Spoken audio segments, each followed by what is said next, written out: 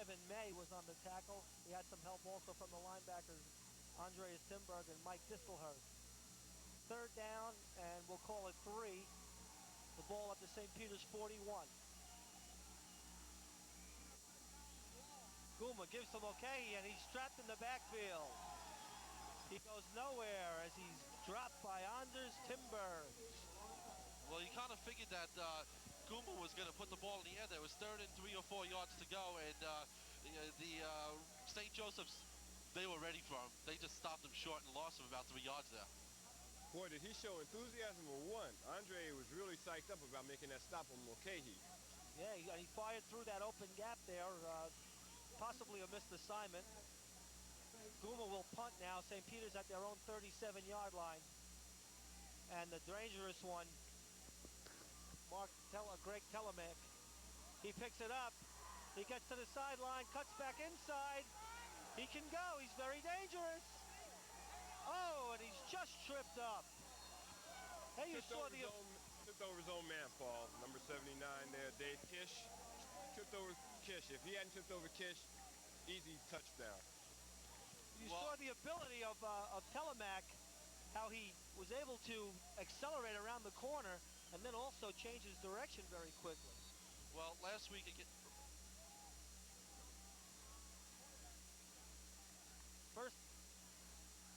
First and 10 for St. Joe's at the St. Peter's 28. Waggle action left, looking downfield, Carney in the end zone, touchdown! Number 25, Dave Perno on St. Joseph's first play on offense, and it's good for a touchdown. Well, Francesco had him covered, but he just didn't have him covered well enough. The coverage was there, but Kearney put the ball exactly where it was supposed to be. You know, it's an interesting thing, Paul. This team, this St. Joseph's team, looks like a professional team. I mean, they just run their routes. They look smooth. They look well rehearsed. Okay, Genoa will go for the point after. Kick is up, and it is good. And St. Joseph's has a 7-0 lead on only their first play from scrimmage, but there is a flag down on the play. The St. Peter side of the field is very quiet, understandably so. St. Joseph fans are out here in force today. Looks like about a crowd of somewhere in the 2,000, 2,500 range. Well, I'll tell you, this is something Hanson did not want to see happen so early in the game for Prep to fall behind. Telling me he's the man that destroyed Del Barton last week. He had 2 kickoff returns. He had 4 TDs overall in the game. And I'm sure Rich Hanson spent a lot more extra time for special teams to stop this man, and it just didn't work. You know, they got tremendous yards on one pass. Bang, they're in the end zone. Okay, Genoa will try again from 5 yards back. Kick is up, and it's good again. So St. Joseph's, it's a 7-0 lead here early in the first period, and St. Peter's is in trouble right away.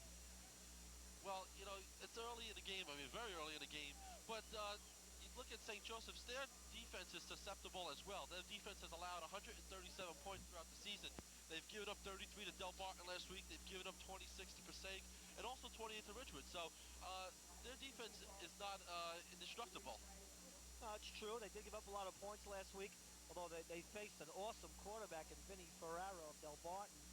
Tony Goomer is a good quarterback too, but St. Peter's may have to put the ball in the air right away and often.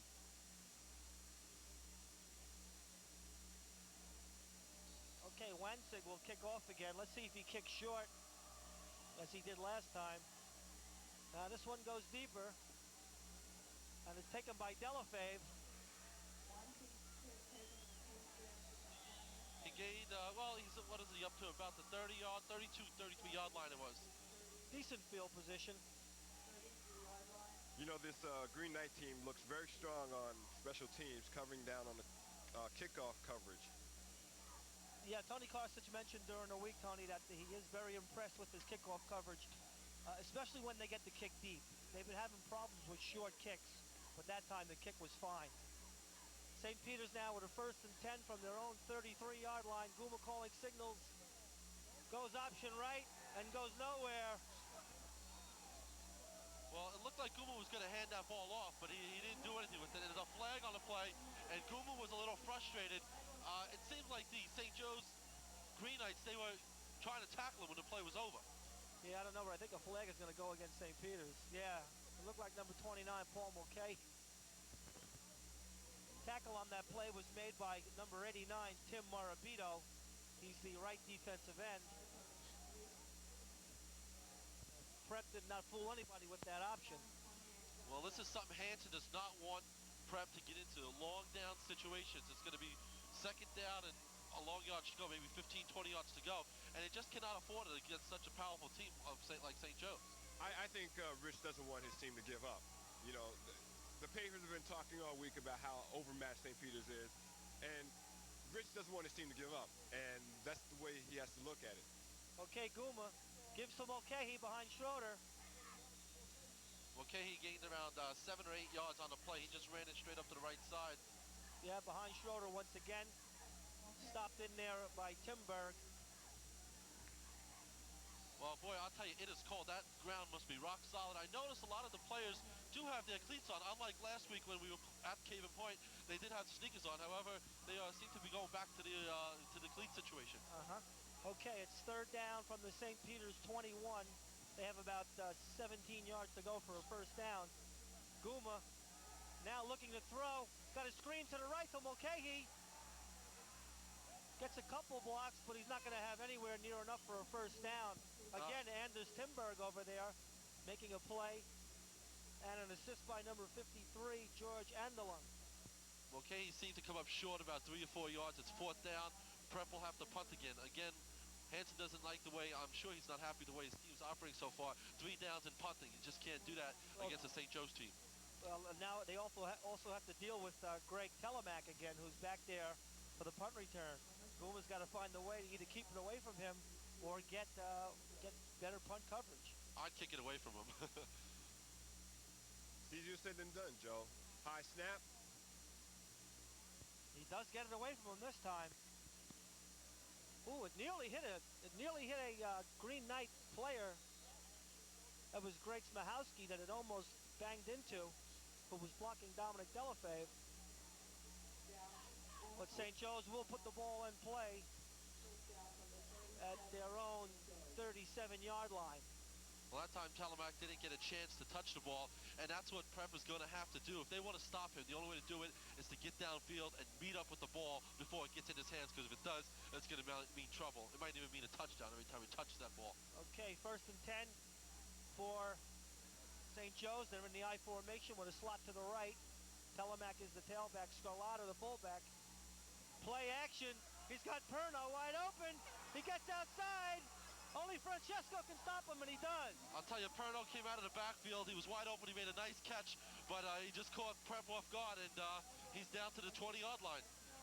Well, you know, Tony Karsich said that he was going to maybe loosen St. Peter's up early. I don't think he expected to loosen him up this much, though. Well, see, he goes to the air game as you see this pass coming up on the replay. Short route, and then he comes back and runs. You know, he's going to run a ground game later. You know, go to the air to open up running on the ground. He's gonna chop St. Peter's up. Perno leads the team with receptions, 30 passes caught, over 600 yards. Okay, split backs now behind Carney. First down, again he's back to throw. Looking downfield, firing over the middle. He's got Manelli, the big tight end. He's stopped by Granda. Manelli's down to the 10-yard line. I'll tell you, Kearney is getting the time, and his receivers are wide open. I just don't understand it. Well, their offensive line is being very strong, blocking off the ball, quick off the ball, and their receivers are running the nice routes. Not only that, but, you know, St. Peter's came out anticipating, I think, that St. Joe's was going to try and establish the running game first. And right away, St. Joe's has come out throwing the football all over the place. We know they have a core of talented receivers, and they're showing it right here. Well, they certainly do. Like we mentioned, Dave Perno, he is probably, you'll see him catching the ball more than anyone else on the St. Joe's team. He's their leading wide receiver. It is a first down also. Okay, the play is good for a first down at the St. Peter's 11-yard line, so it's a gain of 10 on the play. Brings up a first down and 10 at the St. Peter's 11. They are in a passing formation again with Telemack now over in a slot to the right, or a double flanker to the right. Scarlatta, who can run very well also, is behind Carney. Booker and Granda are going to have to bring their game Scarlatta, up to another level. Straight ahead, got a decent hole. He gained about 6 yards on the play, Paul. That was just a straight fullback trap up the middle, and it's an effective play because St. Peter's is so wary of the pass right now that St. Joe's comes back with the run, and there's plenty of room to go. Looks like a gain of 4 on the play, Joe and Tony. 2nd down and 6. The ball is at the St. Peter's 7-yard line. Motion left now. Carney gives to Talamac behind Scarlata. He hits the center of the line and he stopped there. There's a flag on the play. I believe there was some penalty on St. Joe's. I think it was holding. Jimmy Francesco came in there at the last moment to really seal off that lane and prevented anything from happening. Well, we've been talking about Jimmy all year long, Tony. He's been quite a stellar performer for St. Peter's. As a matter of fact, he stopped Dave Perno from scoring on that last play. Exactly what I mean. You know, Jimmy Francesco is just one of those outstanding players. And, you know, you got to be concerned because they've had their final practice, both teams, and the seniors on both squads are looking forward to really making this game count in terms of winning it. You know, they would like to go out on a winning note. But no more practice after this, no more football, high school football. And these guys, this is it for them. This is the last game of the year. So emotions are running high. Let's see if they carry over into good performances. Okay, Tony, Prep had a break. It was a procedure penalty against St. Joe's. So it's 3rd down and 8 now from the 12-yard line. Option right, reverse. Oh, it was a fumble. And it's recovered by Carney. But I'll tell you what, had number 12, Robert DeSalvo, been able to hold on to that ball, he may have had a clear lane around that left side. And I'll tell you right now, St. Joseph's is very, very confident in what they're doing. There's a play that they haven't run in a while, and it's early in the game. They're not worried about establishing anything. They're pulling out all the stops early here. You're right, Paul. They are pulling out all the stops there, and what Prep needs are turnovers. They should, you know, that's what they need to win this game. They need some big breaks in the game, and they almost got that one, so we're still early in the game here. Okay, we got a 3rd down and 15. Ball is at the 16-yard line. I formation, Carney fakes to Telemac, looking downfield for Perno. Firing now and goes to underneath to Manelli. He's in for the touchdown. I'll tell you, I cannot believe Fagan with that catch, number 86, scored that touchdown. Man, oh man. That's Mark Manelli on a 16-yard scoring pass from Mike Carney. And Joe, looked like Carney dragged across the middle from the right-hand side on that play. Well, Carney was being pressured. However, he just rolled out and just drilled that ball in, and it was zipped right in there. Let me tell you, let's take an instant replay of that. Look at that. He just goes out to the left side there, being pressured, but he drills the ball, and bingo, touchdown. Beautiful pass between two defenders. Suddenly, St. Joe's is up 2 touchdowns to none, 14-0. Genoa's kick is wide to the left, so the score remains with just over 4 minutes left in the first period. It's 13 zip. It's St. Joseph's 13, St. Peter's nothing. Well, I'll tell you, not the way Rich Hansen wanted this game to start off at. 13-0. There's still plenty of minutes left in the first quarter. You're watching this game exclusively on City 3 Sports, cable TV of Jersey City. And I'll tell you, it is cold out here in Montvale. And we're in Valley country here. Yeah, we sure are. Okay, St. Joe's will kick off again to St. Peter's. Mulcahy and Francesco. Wansig, the long kicker, will kick off. That last touchdown was a 16-yard pass play from Carney to Manetti. Wansig's kick, not that deep. Taken by Francesco at his 24. He's got some running room up ahead. Gets to about the 35, excuse me. And then he's slammed down by number 20, Robert Shea, and number 30, Scott Case. Well, they'll put it down to about the 35-yard line. Francesco, Prep has had good yardage, but they just haven't been able to execute. Hansen might have to do something different. He told me earlier in the week that they're going to try and come out and run. The run isn't working. So, Mr. Guma, it's time to put the ball in the air. Okay, looking at that St. Joseph's defense, Mike Distelhurst, number 79, a right linebacker. Coach Carson says he was the difference in their season. Once he switched him to linebacker, the team really came around. That was about the 4th game of the year. St. Peter's now in an overload to the left. Give to Schroeder. Schroeder only gains about 1 or 2 yards at the most. It seems like the Green Knights have the prep Marauders number. They're just stacking up on that run, and the Marauders got to mix it up and put the ball in the air. That's the only way they're going to do something, Paul. Yeah, so far the running game isn't working that well. It started off good early, but that 3rd down and 3 when St. Peter's got dropped for the loss kind of set the tone, Tony, for St. Joe's. St. Peter's is suffering from just being outmatched and outplayed this early in the first quarter. 2nd down and 9. The ball is at the 36-yard line. Guma back to throw. Looking outside from McMullen. He's racked. McMullen is hit hard. I'll tell you, these Green Knights are out here to play some ball. The ball was thrown. It was a little high, but McMullen could have had that catch. And that's the boy that St. Joseph's calls their quarterback on defense, Greg Smahowski. Last week he put 2 receivers out of the game for Del Barton. And there were scouts here last week watching him play. And after the game, they came up to the coach and they said, "Coach, we don't need a film. We want him right away." Didn't mention what school they were from. But Mulcahy now in motion to his right on a 3rd and 9. Guma rolling to his right. Now starts upfield, got some running room, cuts inside Timbers. And he's got him 1st down if he holds on to the ball. He does. Tremendous play by Anthony Guma. He gained about 11 yards on the play, and that's what he did last week with Bergen Catholic. Same situation. They were down. It was 3rd down and about 10 yards to go in a passing formation, and Guma comes to the clutch once and again.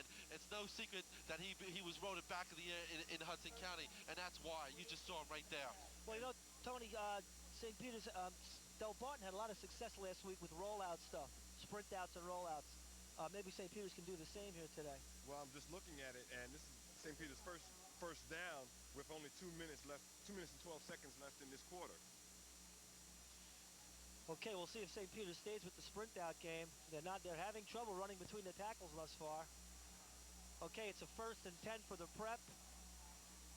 The ball is at the prep 47-yard line.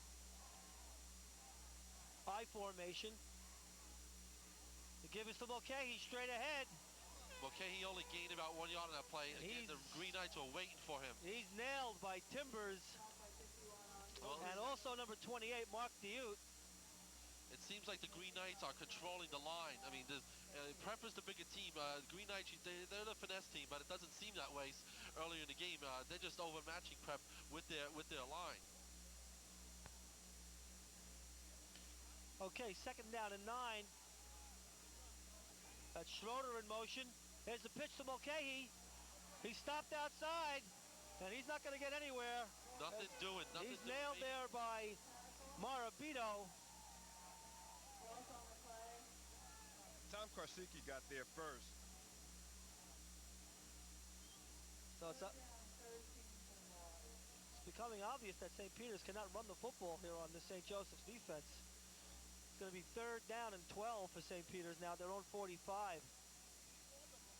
Well, this is what Hansen doesn't want the team to be in an obvious passing situation, but 3rd down and 12, Guma will put the ball in the air. Guma back to throw. Looking long downfield for Francesco. He's got coverage. Francesco was double covered there. He really didn't have much of a chance to get it. It was a well-thrown ball by Guma. He had the time, but Francesco was covered like a blanket. And it's batted away by Smahowski. He had some help there by Eddie Wynn. So St. Peter's must punt the football again, Tony. Well, as time is dwindling down here in the first quarter, the Marauders, they've been behind before. They've been down. It's 4th down and long, as you know. They're going to be punting the ball now. They've been down behind several times in the season, and they've came back. Guma has come out in the clutch. So this game is not over by a long shot. It's 14-0. I'll expect the Marauders to come back and play more competitively. Okay, Telemac back to return. He calls for a fair catch at his own 25-yard line. I'm surprised that Telemac did call for a fair catch because he had some running room there, Paul. Yeah, it looked like he did, Joe. It was kind of premature.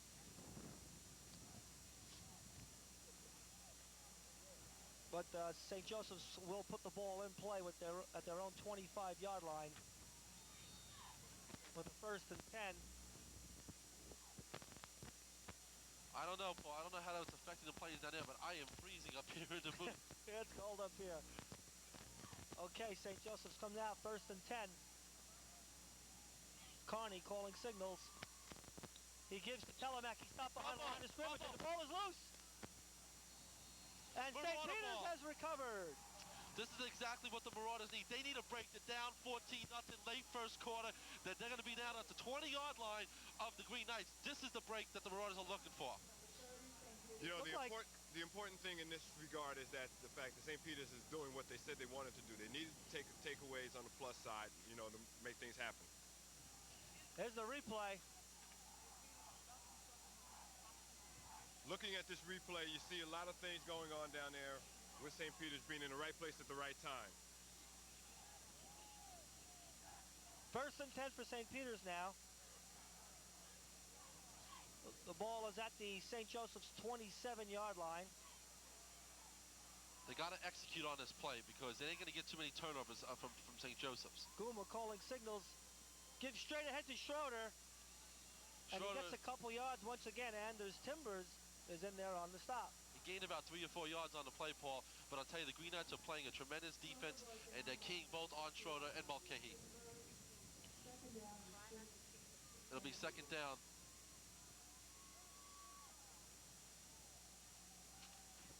Folks, we're sorry if you're experiencing a little audio problem. We'll try not to kick the cables too much.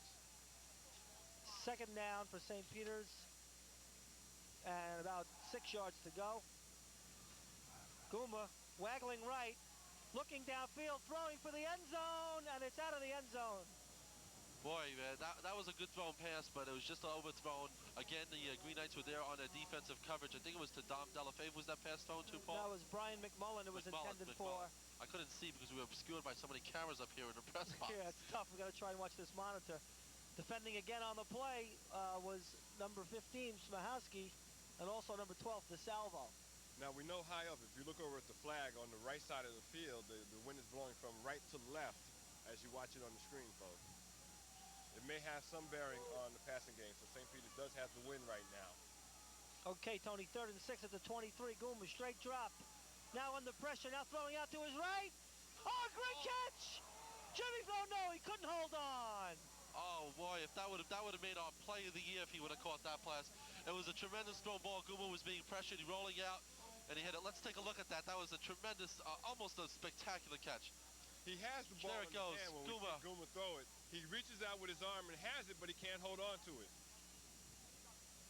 Couldn't pull it inside his arm and hold on to it. Jimmy Francesco, who hasn't really dropped a pass all year, and we can't really count that one because it was such a difficult catch. No, that definitely would have been a one-hander. It's 4th down, and it looks like the Marauders are going to go for it. Obviously, they have to at this situation, trailing 14-0 early in the game. Okay. 13-0, I should say. They're in the overload left with a slot right. Guma now semi-rolling to his left, throwing back now to Mulcahy. He dodges one tackler, and he breaks another one. Mulcahy may have the first down. Inside the 15. First down for the Marauders. I'll tell you, Mulcahy, he caught the ball, he faked out one of the blockers, or one of the tackles, I should say, and it's first down. It'll be 1st and 10 at the 12-yard line for the Marauders. Good stop there, Tony, by Ed Wynn, number 29. Otherwise, he may have gone in. St. Peter's is knocking on the door. I guess we were a little too premature counting them out, but of course they haven't crossed the goal line yet and haven't scored. Well, it looks like it's the end of the first quarter. The score is 13-0. Prep will have the ball at roughly the 13-yard line, and they're going to be going in trying to get close to this game. 13-0 first quarter. Okay, the only problem here now is that St. Peter's has to go into the wind, although they are close to the end zone, so it may not affect them as much. But they will be, as you mentioned, Tony, they are going to be facing into the wind now. They've got a 1st and 10 at the 13-yard line, 14-yard line.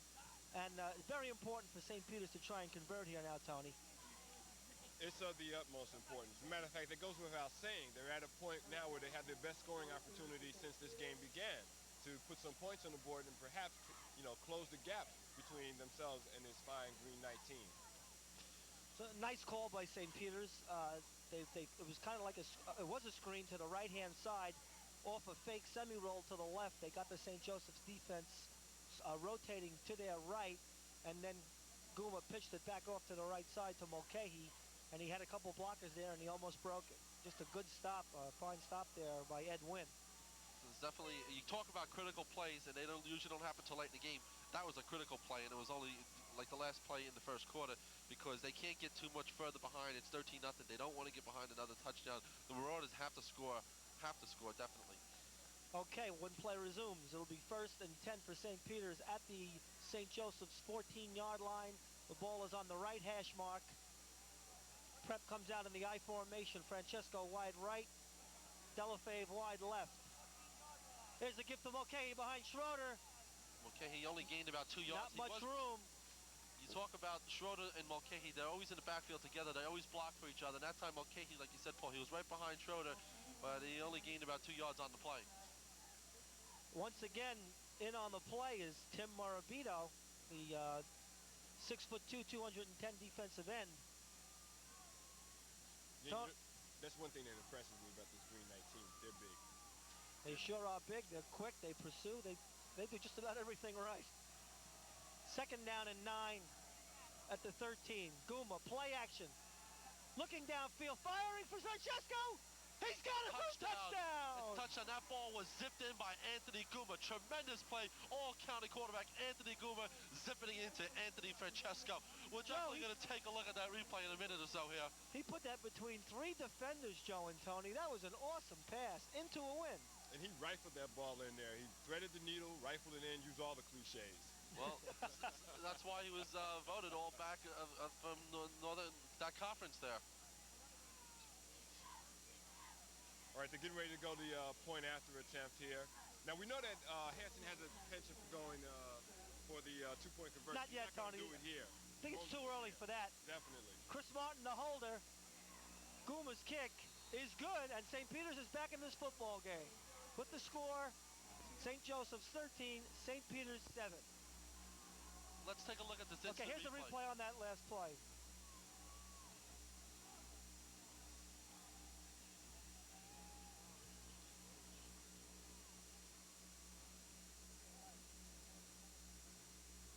Now we're looking to get ready to go on, and the officials trotting down the field. You know, it's a nice day out here, nice bright sunny skies, and we're looking at St. Joseph's and St. Peter's. Well, Tony, you say it's a nice day. It's too cold for me. I am freezing. Okay, here's that replay again. Guma, play action pass. Francesco did a flag pattern, and it was just zipped in there, as we mentioned. Okay, St. Peter's will kick off now. Guma kicking from the far hash mark, probably in an effort to keep the ball away from Telemac. Also deep are DeSalvo and Scarlata. It's unusual. I have 3 players back there. There's the kick, taken by DeSalvo. He starts straight up the middle. He's got a running room, but then Guma drags him down. Guma made the tackle. Otherwise, it would have been a touchdown for the Green Knights. Did you see the way he shot through that defense? Oh, my God. You know, Tony, it was very similar to last week. Greg Telemac did the same thing on 2 kickoff returns. The gate just opened up and Telemac just took off. Now Telemac's a little bit faster than DeSalvo, and that's the reason why he didn't break it. Fast, that was explosive. Yeah, it sure was. It seems like he waited a bit. You know, he got the ball, he waited about a second, then bingo, right through the hole. If it wasn't for Anthony Guma grabbing that tackle, making that last-ditch effort, it would have been another touchdown. And give credit to that special team coverage of forcing that wedge open. There's a first down play. Scarlata carries, tries to bounce it outside, and he's stopped by McMullen. Gains maybe 2 on the play. He gets the ball to the St. Peter's 44-yard line. It looked like he gained about 2 yards on the play, Paul. It seems like we haven't seen the Green Knights run the ball that much so far. They've been throwing the ball a lot. So it remains to be seen how the prep defense is going to react to their running situation. But maybe that's what Coach Carriage wanted to do, mix them up. 2nd down and 8, double slot to the left. Again, the pass formation for St. Joseph's. Motion right now with Perno. Carney looking across the middle for DeRosso, and he makes the catch. Boy, I'll tell you, the Green Knights here, they seem like to have like a pro set offense here. He looks to the left and throws to the right. Well, that was DeRosso, the split end, and he's got some impressive stats too, Tony. He's got 16 catches for 325 yards and 3 touchdowns. So they've got 3 receivers who are just fantastic, and they're using them all. He was brought down by the junior Jamie St. Marie from First and 10 now for St. Joe's at the St. Peter's 30-yard line. Carney calling signals, looking to throw left side. He's got Perno. It's a hitch and lateral to Telemac, and he's pushed out of bounds. And once again, St. Joe's using the razzle-dazzle. This is a well-coached team. I mean, you keep using these, what do you call them, cliches, but this is a team that has a lot of weapons. And we're going to look at a replay, perhaps, of that. Okay, Carney throws it outside. Telemac comes off his outside hip, but Brian McMullen was there to help make the play. The Green Knights are giving him a lot of time to throw, to set up, and to plant his feet and make the good pass. Well, I'll tell you, normally you don't see such fancy razzle-dazzle in high school football. We got two of the best teams in the state playing here, Bergen County versus Hudson County. And so far, Bergen County is on top, 13-7. Okay, they are measuring, and it is a first down for St. Joseph's just outside the St. Peter's 20. So, yeah, Tony Karsich is pulling out all the stops. He said he was going to throw to set up the run, but right now it looks like he's just throwing and just to keep throwing. Well, for a team that averages 37 points a game, he wants to get all those points that he can. He wants to win this thing with authority if he can. Yeah, I think you're right, Tony. I think you're absolutely right. Hey. Also, I'm sorry to cut you off, Joe. He doesn't want to give St. Peter's Prep a chance to get in back into the game really and make it really close. He wants to put this game away. First and 10, St. Joe's. Oh, mix-up in the backfield. It's another fumble. And the ball's loose. I think the Marauders have recovered. Yes, St. Peter's has recovered. Another tremendous break for the Marauders. They recovered a fumble. That's 3 of them for St. Joe's, which you don't see that often, but Marauders going to definitely have to execute on these fumbles. You know, I don't call that a break. I call that the defense creating the opportunity so that they can take over in this game. And this is 2 turnovers in this game, both forced by St. Peter's Prep. Looked like there was a good hit there inside. We couldn't tell exactly who it was. But you're right, Tony, and the turnovers could be key. It depends on how well St. Joe's converts on them. First and 10 from the 20-yard line. Overload left. Waggle action left. Guma looking to throw. He's got time. And he's got Francesco over the middle. Being chased toward the sideline, and he's run out of bounds. But Guma again showing fine poise and really rifling that ball across the middle. There was something brought up earlier this week in the discussion with the St. Peter's Prep team. He said, we're going to have to throw more than we normally do. We're not going to do anything really different. And they really haven't, except for putting the ball in the air. And they have to against this team. Why not? You got an all-county quarterback with Anthony Guma. He's capable of doing anything. We've seen him tremendous times when they were trailing against Marist. They were down 4th and 17. He's throwing the ball. Last week he was running the ball. Very diversified athlete. Play is good for a first down just outside the St. Peter's 31. Guma now rolling to his left. Looking downfield for Francesco, but he kind of threw it away because he was covered by number 28, Mark Dayut. That time seemed like both receivers were covered very well. Maybe that's what the Marauders have to do. They have to maybe come out and pass the ball more because it seems like the Green Knights are susceptible to the pass attack. Very much so. Well, we mentioned before, Tony, you know, I watched that tape of the Del Barton game last night when I was home, and this is what Del Barton did. They rolled out, and they made things happen. They threw on the run, spread the St. Joseph's defense out, dragged receivers across the middle, and it paid off. Second down and 10. They're in the eye. Slot left. Guma straight back now. Looking for McMullen. He's got him, but he's separated from the ball. And I won't doubt if that's Smahowski again, and it is. There were 5 Green Knights in the area of that ball. They just converge on the ball. Smahowski was the one that applied the hit again, Tony. And he is just a killer out there. 6'1", 175 pounds, and he hits like a Mack truck. Yeah, that time he hit home. McMullen had the ball, but he only had it for a split second. Third down and 10. St. Peter's now in a definite passing formation. Guma, draw play. Schroeder's got some room, cuts to his right, breaks it, and gets upfield. And the ball is stripped. Out of bounds. And it rolls out of bounds, I believe, and St. Peter's got a big break there. But that was a great strip by Robert DeSalvo. Well, I'll tell you, from Robert DeSalvo, he could have probably prevented the first down for the Marauders, but instead, he went for the ball, and he paid for it. It'll be first down for the Marauders. DeSalvo made a smart play going after the ball like that, trying to strip the ball. It's just unfortunate for the Green Knights that it went out of bounds. So it retains possession of the last person that had possession of the ball, which was St. Peter. Tony, I don't know if I agree with that. I think here, as we take a look at the play there, you see there, he could have had the tackle. Instead, he goes for the strip. I still think it was a good play. The ball's at the St. Joseph's 45. That was a 24-yard pickup. There's a fake, option right. Mulcahy makes a good hold, and then he's whacked. What a hit! What down by number 15, Ryan Spursy. No, that's Greg Smahowski again, Tony. Greg Smahowski? I'm sorry, I'm looking at the freshman roster. He is all over the field there, I'll tell you. They probably have some freshmen who can play varsity level too. Loss of 2 on the play for St. Peter's. And Smahowski again, just showing what a tremendous free safety he is.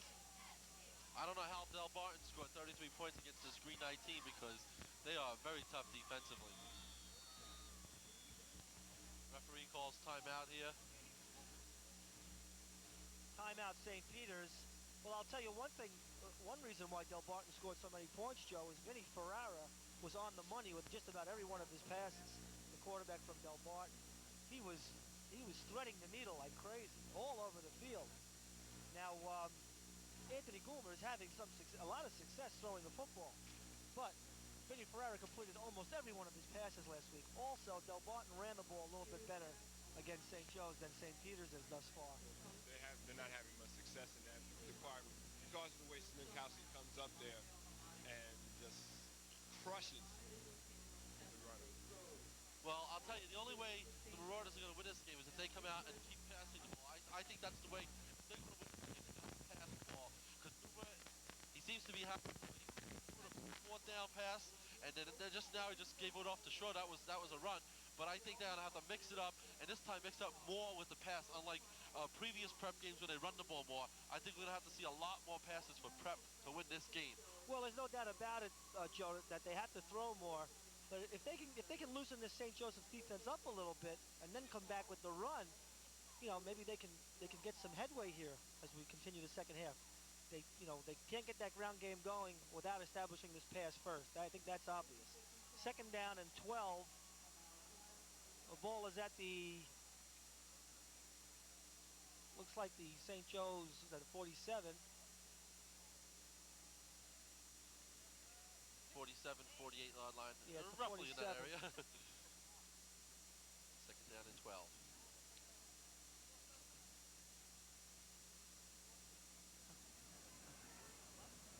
Okay, the Marauders call a timeout, so it'll be interesting to see what type of play. It's unusual to see them call a timeout. There was no injury or anything.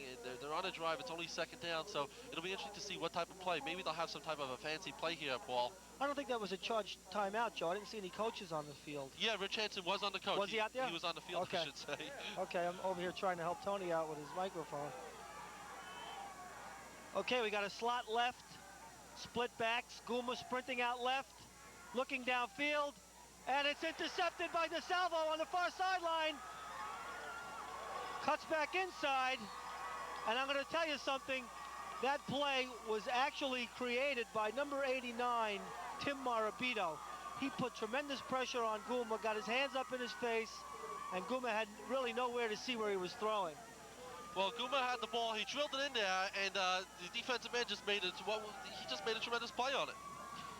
Okay, we're going to see it again, I think. Well, it's the first turnover for the Marauders. Meanwhile, St. Joseph's has 3 turnovers, and you definitely got to attribute the weather to some of the fumbles here, Paul. Okay, St. Joe's now. Oh, there's that replay. As you see, Goulmer was pressured. Okay, 1st down. Telemac juking his way through. Oh, Greg Telemac showing tremendous ability, just juking left and right, faking tacklers out of their shoes. Paul, the scary part about this is Telemac is only a junior. He will be back next year. That's the scary part about the situation. He's 6'2", 210 pounds. Last week against Del Barton, he had the ball 11 times for 172 yards. As we mentioned, he had 4 touchdowns. 2 of them were on kick returns. He's averaging over 9 yards per carry during the season. Tremendous. Play is good for a 1st down. They're in the I formation again. Ball is at the prep 28. This is Telemac on a counter. Telemac gained about 5 yards on the play. And again, like I said, it seems like the Green Knights are controlling the line. The Prep has a tremendous line. They have a bigger line, even though the Royal Knights, should say the Green Knights look bigger. According to the statistics that we have, Prep is supposed to have the bigger team on the field. But it doesn't look that way. Rich Hansen was saying all week long that he doesn't think that's true. And then looking at these sizes that I have here, I don't think it's true either. I think St. Joe's is as big, if not bigger. I think they're bigger, Paul. I mean, their guards are huge. They use 2 huge guards. I formation, 2nd down and 6. This is to Scarlatta, straight ahead. He breaks away, gets outside, and he gets down inside the 5-yard line. Boy, I'll tell you, Scarlatta, he only had one man to beat him. He just drove right up the middle, and there was nobody there to tackle him. It'll be 1st and goal for St. Joseph's. Looked like it was Tim Hawks making the play. And now they're starting to get Scarlatta loose inside, and it's really making a ton of problems for St. Peter's. So 1st and goal, the ball's at the 1-yard line. Well, St. Joe's has so many weapons, it's very difficult for anybody to stop them. There's the give to Scarlatta. Straight ahead, he goes nowhere. He stopped maybe for -1 yard. Prep has a tough goal line defense, and you see why right there. Inside there, Joe DeFolio, Keith Booker. You know, you talk about Joe DeFolio, they had a write-up with him in the local newspapers, Paul. He's the unsung hero of the team. Nobody knows who he is or what position he plays or anything, but he played an instrumental role in bringing the Marauders to where they are at this vital role in the championship here. Yes, Joe, he has done a good job for St. Peter's, but right now he's being put to the ultimate test. 2nd and goal from the 2. Carney to Telemac. He goes left, spins, and he's in for the touchdown. Well, Telemac, he just ran backwards into the end zone. Actually, he was hit, spun around, and just fell backwards, and he went right into the end zone. Ted Schroeder had a shot at him, but Telemac showed tremendous strength, spun away from the tackle, and then just rolled into the end zone.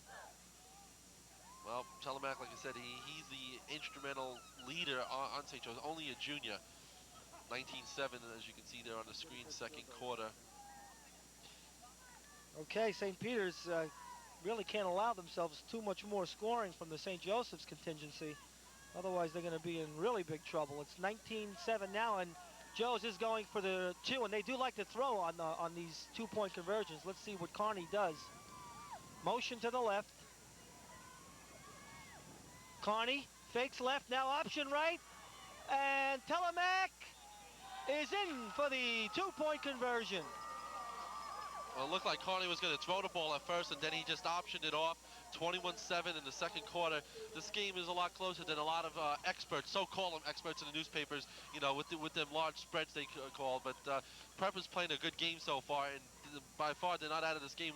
It's only 21-7. They're down by 2 touchdowns. But when you have an Anthony Goomer in your backfield, no score is too far to fall behind it. Well, that was the counter option right, which they like to run on the goal line. They did it against Del Barton. Actually, St. Peter's defended that play a lot better than Del Barton did. When Telemac ran that against Del Barton, he walked into the end zone. That time he was forced to run, and Timmy Hawks almost got him, but Telemac is just so big and strong and fast that he just had too much ability and took it into the end zone. Well, I'll tell you, nobody's going to be walking into the end zone against the Marauder defense.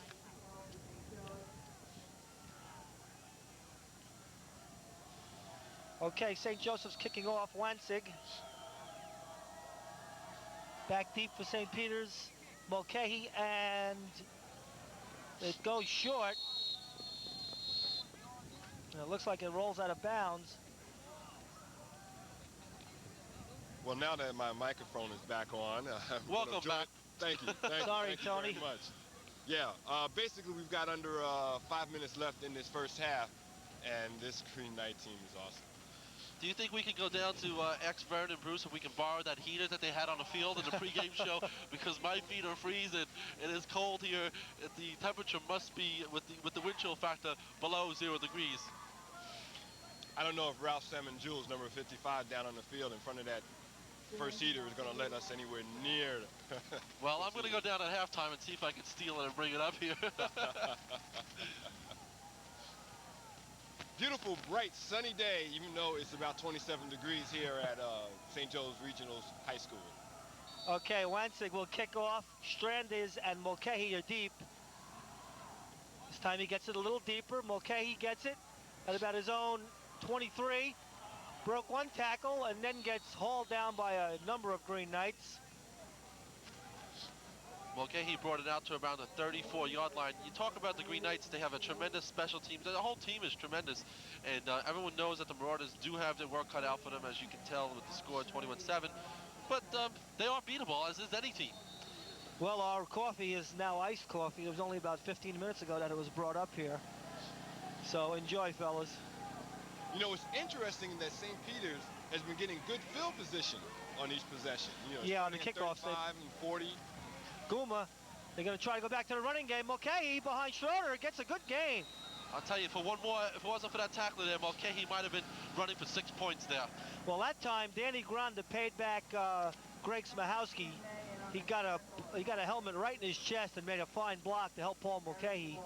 And Mulcahy is close to a first down. Well, you talk about Granda. He's one of the best offensive linemen in the county, if not in the state, and also a tremendous wrestler as well. Okay, the ball is resting at the St. Joe's 48-yard line, and we'll see if this is a 9 or a 10-yard gain. If it's a first down, it'll be a 10-yard gain. It's close.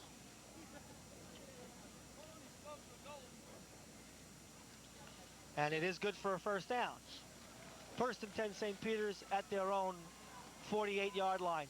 And we mentioned before, Joe and Tony, about the fact that St. Joe's had some success throwing, and now maybe they've loosened up the St. Joseph's defense for the run game. Well, okay. I think that's exactly what they did, Paul. First and 10 at the St. Peter's 48 I formation. John Wolf is split out wide to the right. Guma gives to Mulcahy. He's sweeping left, and he doesn't get much. Mulcahy tried to string out the defense, but the defense just rode the line with him, and they didn't give him anything. It looks like the Green Knights are over-pursuing the ball on the run, and that's why they're able to lock down anything that Mulcahy has, except for that last run where Mulcahy picked up 10 yards. There's an injured player down on the field for St. Joseph's. I didn't know St. Joseph's was allowed to have injuries. They operate like a machine. They just constantly... Well, I got news for you. I think it's Greg Smahowski, and if it is, that's a big loss for St. Joseph's. It looks like it is Smahowski. I was just checking that out, and I see number 15 on the field. On the play, Mulcahy picked up about 3 yards. He got just inside St. Joseph's territory at the 49-yard line. And we have a stoppage of play here as Smahowski is being attended to on the field as we see the Green Knights sideline. I want that heater. Can we get a special Federal Express delivery up to the top?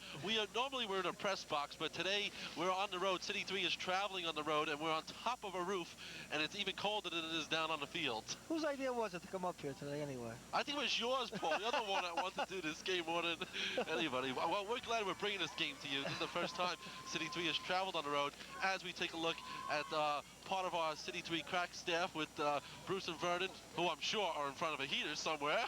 There's our halftime stars. And Smahowski is coming off under his own power, which is good news for St. Joseph's and bad news for St. Peter's. Oh, he's a tough boy. He'll probably be back in there. Second down and 7 when we resume, Tony. And what do you look for here from St. Peter's right now? Well, before we even get into that, I want to mention coming up at halftime, one of the interview guests will be Robert Scarlato's father, who is president of the Parents Club out here at St. Joseph. Okay, that's Mulcahy on the counter, and he didn't have much running room.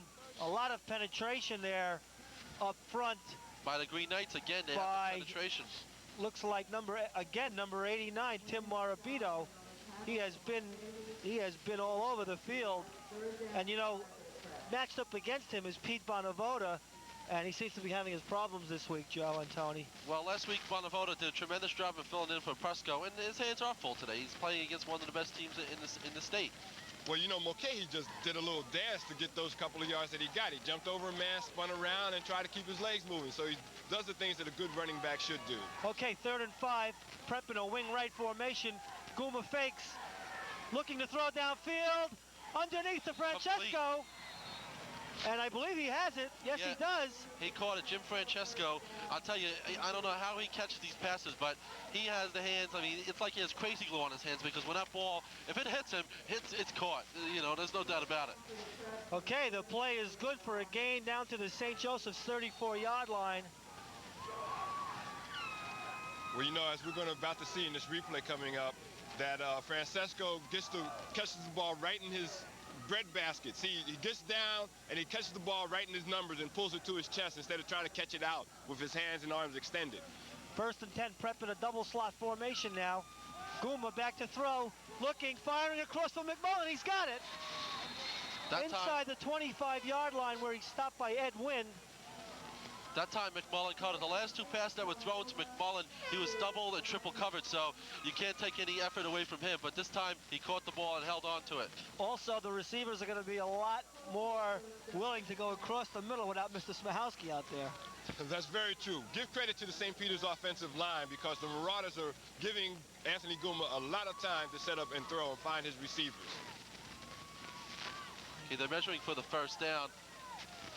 And it appears that it is going to be so short. Close we can't see it. It's going to be short by a foot. It's less than a yard at the St. Joseph's 24. Now, you know, normally it's saying this is a good down to run the football on. But it's also a good down to throw the football on, because the defense is thinking run. Okay, and you're in that area where you still have 2 more downs. Well, they got so let's see what the prep does. They do have a double slot again. Guma, there's a draw and it talks. And he stopped, but he's got the 1st down. It's a high tackle there. He's got the 1st down. That's the most important part of it. He's got the 1st down, and the Marauders are doing what they want to do right now. They're controlling the clock. We're running down in the 2nd quarter. There's just a couple minutes left. I really can't see the clock right now. We are obscured again. But however, that's exactly what the Marauders want to do. Control the clock. All right, we're going to go to a commercial. We'll be right back to you with the continuation. Life is a series of choices. What you eat, how you look, whether you do drugs or not. You know, cocaine, crack. See, only you can decide, because the only person responsible is you. Now, if you make the right choice, there's nothing you can't accomplish. If you make the wrong choice, all your other decisions are made for you.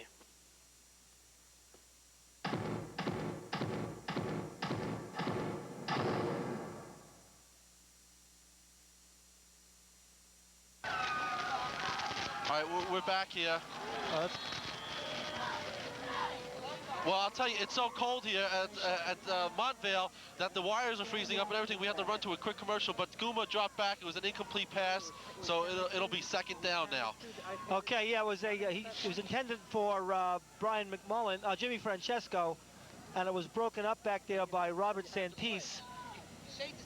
I'll tell you, this cold weather can do a lot of things. I hope we don't stop running out of energy okay. here. 2nd down and 10 for St. Peter's. The ball is at the Green Knight 21-yard line. Guma gives to Mulcahy, and he's stopped by Timberg at the line of scrimmage. No gain for Mulcahy. He ran into a wall, as he's been doing all game. I mean, he really hasn't had a chance. The Green Knights just have his number. Mulcahy is a tremendous athlete, has 243 points for the season in 10 games, 11 touchdowns, and last week against Bergen Catholic, he achieved the milestone mark, over 1,000 yards for the season. It appears there's another timeout called. I believe it is on the Marauders. Rich Hansen called a timeout. It's going to be a big play. It's going to be 3rd down and around 10 yards to go. The down, 2 touchdowns. So this is going to be a very, very big play. Yeah, it'll be 3rd and 9, actually. And if St. Joseph stops them here, they're going to go into the locker room with a big psychological advantage. Well, I think Rich Hansen is planning to go to the air. I mean, he really has no choice to be this close to the goal line. He's going to have to get that ball in a little deeper, pick up a 1st down, and then try to run down the clock with under 3 minutes left in this half. Okay, we're going to get a look at the play that we missed on the commercial. Here it is. As you see, Guma dropping back, looking. It was intended for Don Delafave, and then batted away. Senior Mark the Toot was the one that tipped that ball, kept it from being a completion. Okay, you gotta wonder what Rich Hanson's gonna be calling. It's third down, long yards to go, so you know Guma's gonna be putting the ball in the air, and look for Francesco somewhere to be catching that ball. Okay, third down for St. Peter's. 9 yards to go. They're at the St. Joseph's 20-yard line. They got overload backs to the left. Francesco goes in motion to the left. And there's a flag down. I think there was illegal procedure on the Marauders. Yes, that is the call. Against the Marauders. They don't need that play here. Now it's going to be third down and almost 15 yards to go. It's been basically, there haven't been too many penalties thrown in the game. Both teams are very well disciplined, very well coached. Carthage for St. Joseph's and Hanson.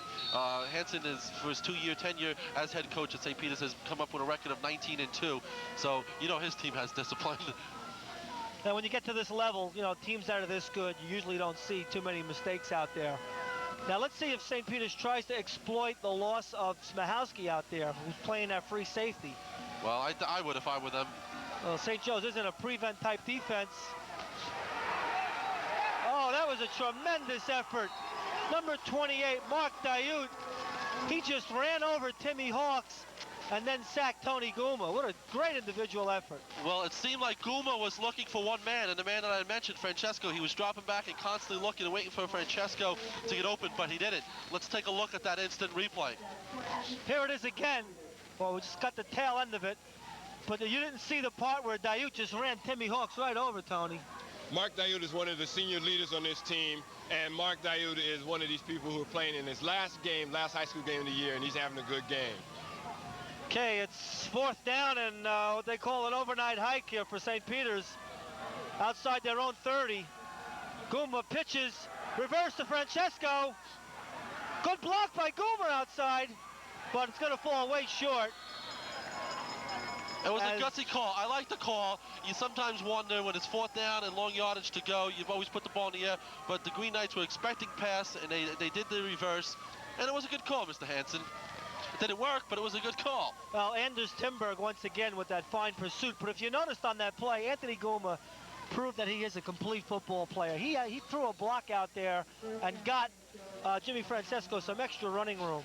He's put his right shoulder down and just went into it. We got 1:20 left in this half. Okay.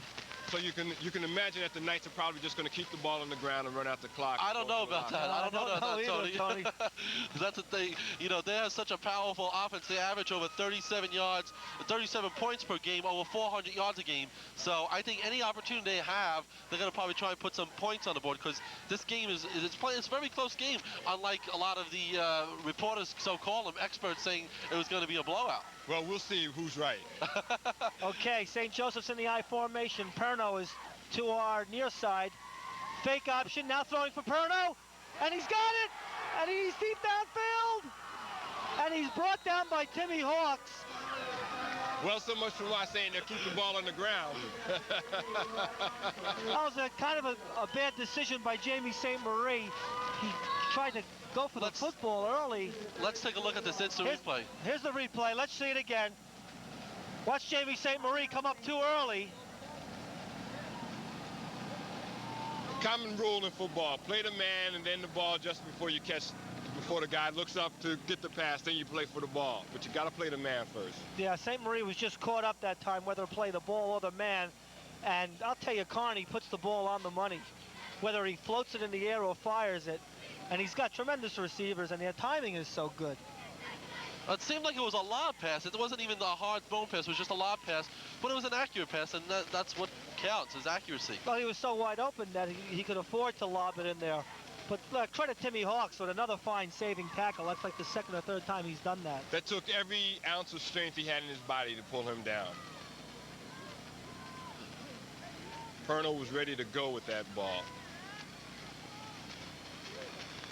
Got 42 seconds left in this half. Okay. Winding down.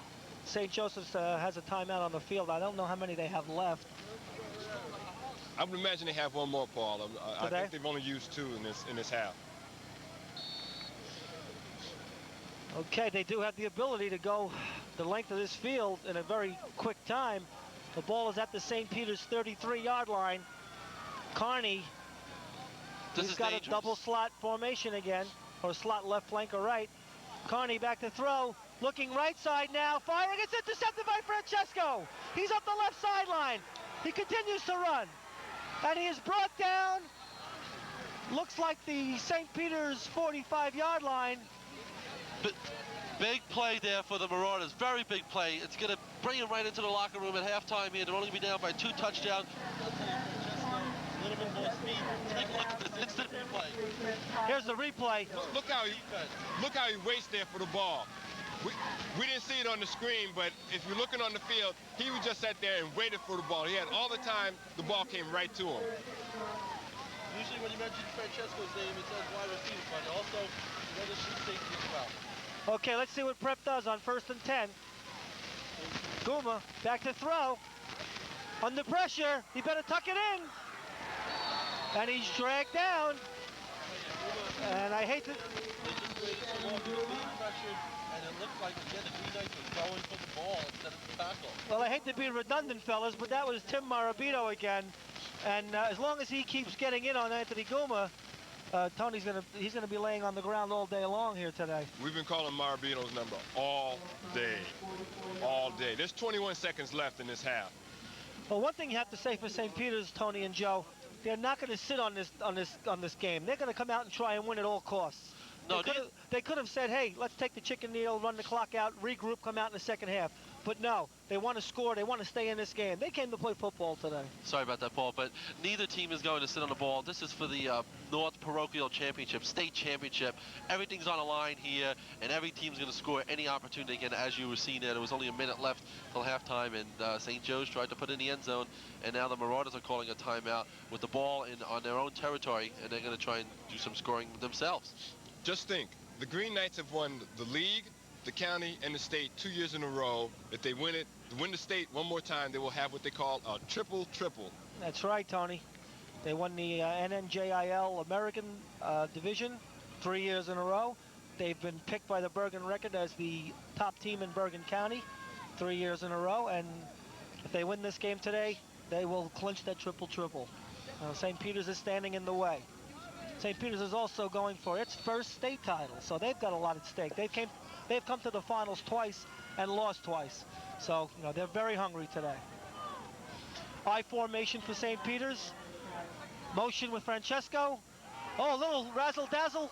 Flea flicker. Guma looking downfield for Francesco, but it's out of bounds. Francesco was open, however, Guma just didn't get the ball to him. It is windy out on the field, and the wind might have deterred that ball a little bit. Well, that was St. Peter's own version of the flea flicker, where they fake to the halfback, straight ahead, and then he pitches back to the quarterback. It's more effective against a team that is geared for the run. With St. Joseph's looking pass, it's a difficult play to run, but nonetheless, it is a nice wrinkle for the Prep offense. Oh, definitely. We got 12 seconds left in this first half. Things are winding down. St. Peter's trails 21-7. You can see the prevent defense for St. Joseph, so it's a 4-3-4, and the safeties are backed up like 25 yards. Goomer again back to throw.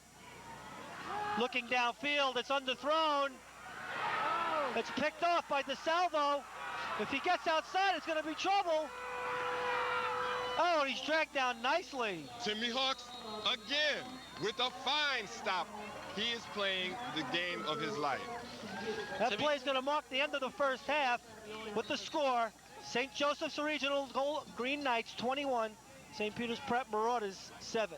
Let's see that play again. Here it is. We've got Guma going back, putting it up. Hail Mary, basically. And DeSalvo cuts back to the outside, and Timmy Hawks drags him down with a shoestring tackle. What a tremendous play. You talk about Timmy Hawks, he's an unsung hero also for the Marauders, I should say. They used him in the backfield a couple of weeks ago. They discovered what a fine running back they had. In the beginning of the season, they didn't expect to see a lot of action, but he has seen a lot of action on defense as well. Yeah, I'll tell you, Tony, St. Peter's has done themselves proud, though. They could have been down 28-7, 35-7 at the half, but they're hanging in there. Well, one thing I have to point out is that not only has Their defense forced 2 turnovers, but remember who was the defensive coordinator? Mr. Head Coach himself, Rich Hansen. So they're important in this regard. And also with the Green Knights, they're showing all their weapons as usual. Sure are. Okay, Well, the score's up on the board, Tony, and it is halftime here. It's St. Joseph's Regional 21, St. Peter's Prep 7. This is Paul Giorgio with Joe Wisniewski and Tony Powell. And let's summarize that first half, Joe. What happened early?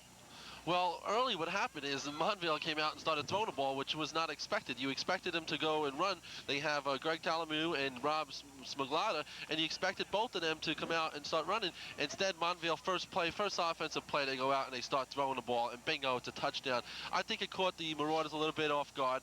They expected to go battle it out in the trenches, which they still are. However, I'm a bit surprised to see Kearney throw the ball so often in the game. It's so cold here. The ball is hard. It's windy out. But then again, when you got a quarterback who has thrown for 17 touchdowns throughout the season with a 58% completion ratio, what else can you do? On the other hand, with the Marauders, basically Hansen wants to run the ball with Schroeder and Mulcahy. However, he's not going to have the opportunity. In the second half, he's going to have to come back out, and he's going to have to throw the ball. As I mentioned, even to beat the Green Knights, I'm convinced that you're going to have to throw. Tony? I was just going to add to that the Marauders have been successful putting the ball in the air, except I would say that about 50% of their passes are being completed, and they are being completed for big yardage. It's just that when he has to throw into the wind against the prevent defense that the Green Knights have been throwing up there, St. Peter's has not been successful. Looks like at halftime, just to mention, we're going to have 2 interviews. One with Robert Scarlato's father, Robert Scarlata, the player on St. Joseph's, and we're also going to have an interview with Bill Hoffman, the injured St. Peter's prep center, who is on crutches. Let's go down. Let's take it right down, Tony. We got Billy Hoffman with Vernon Prince. Okay, get ready. Hello, I'm sorry. We are here at St. Joseph's Field here at halftime, where the Green Knights lead by a score of 21-7. With me is one of the injured players on the side of St. Peter's, who is obviously not playing in today's ball game, and that's center Bill Hoffman. Bill, it's a pleasure to have you here. Thank you. You guys obviously can't be very happy with what's going on right now. No, not really. Now, I know in most cases, halftime, you guys were winning a ball game. What type of things do you think Rich Hansen will say to the guys in the locker room? He just tells us not to give up. You know, he always tells us that there's times where we have to come back. We've had to come back before. Against Marist, we've come back. We came back last week, and we just do it again. Okay. Let's talk about the injury. This was sustained during the North Bergen game. Yes. Kind of explain what happened. It was a screen pass, and as I was going to make a block, I sort of turned my body around to try to block the guy, and a whole bunch of North Bergen kids hit me. As I was falling down, I heard my leg crack. Very, very painful, I'm sure. It didn't really hurt. It hurt in the hospital when they just set the bone. Okay, so right now the cast is going to be on for how much longer? About 3 more weeks. And then what does that look for you now in the future for the rest of the academic year? Well, I wrestle. I'm also a wrestler in my school. I can't wrestle this year, and but next year I can play football again. Okay. Now you are a senior, correct? Yes. So next year you're talking about what possible schools? University of Pennsylvania. Okay. Amherst, which is in Massachusetts. Trinity College, maybe Columbia. Oh, some very good schools. Yes. Now you said wrestling, how you won't be actually a wrestler out there, but I guess your role for the team this year will be more as a moral support situation. Yeah, I'll be helping them out.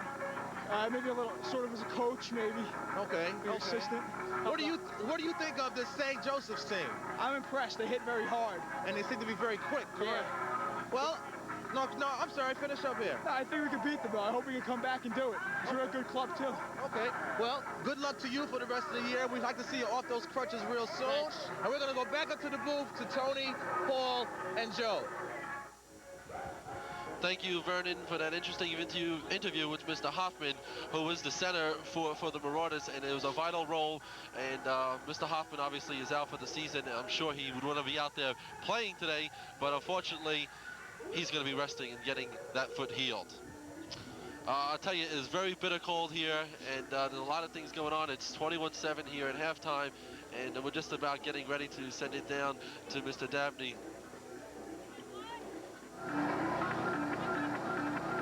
Hi, I'm here at halftime, I have the pleasure of having with me as my halftime guest, the president of the Green Knight Touchdown Club, Mr. Terry Scarlata. How are you, Mr.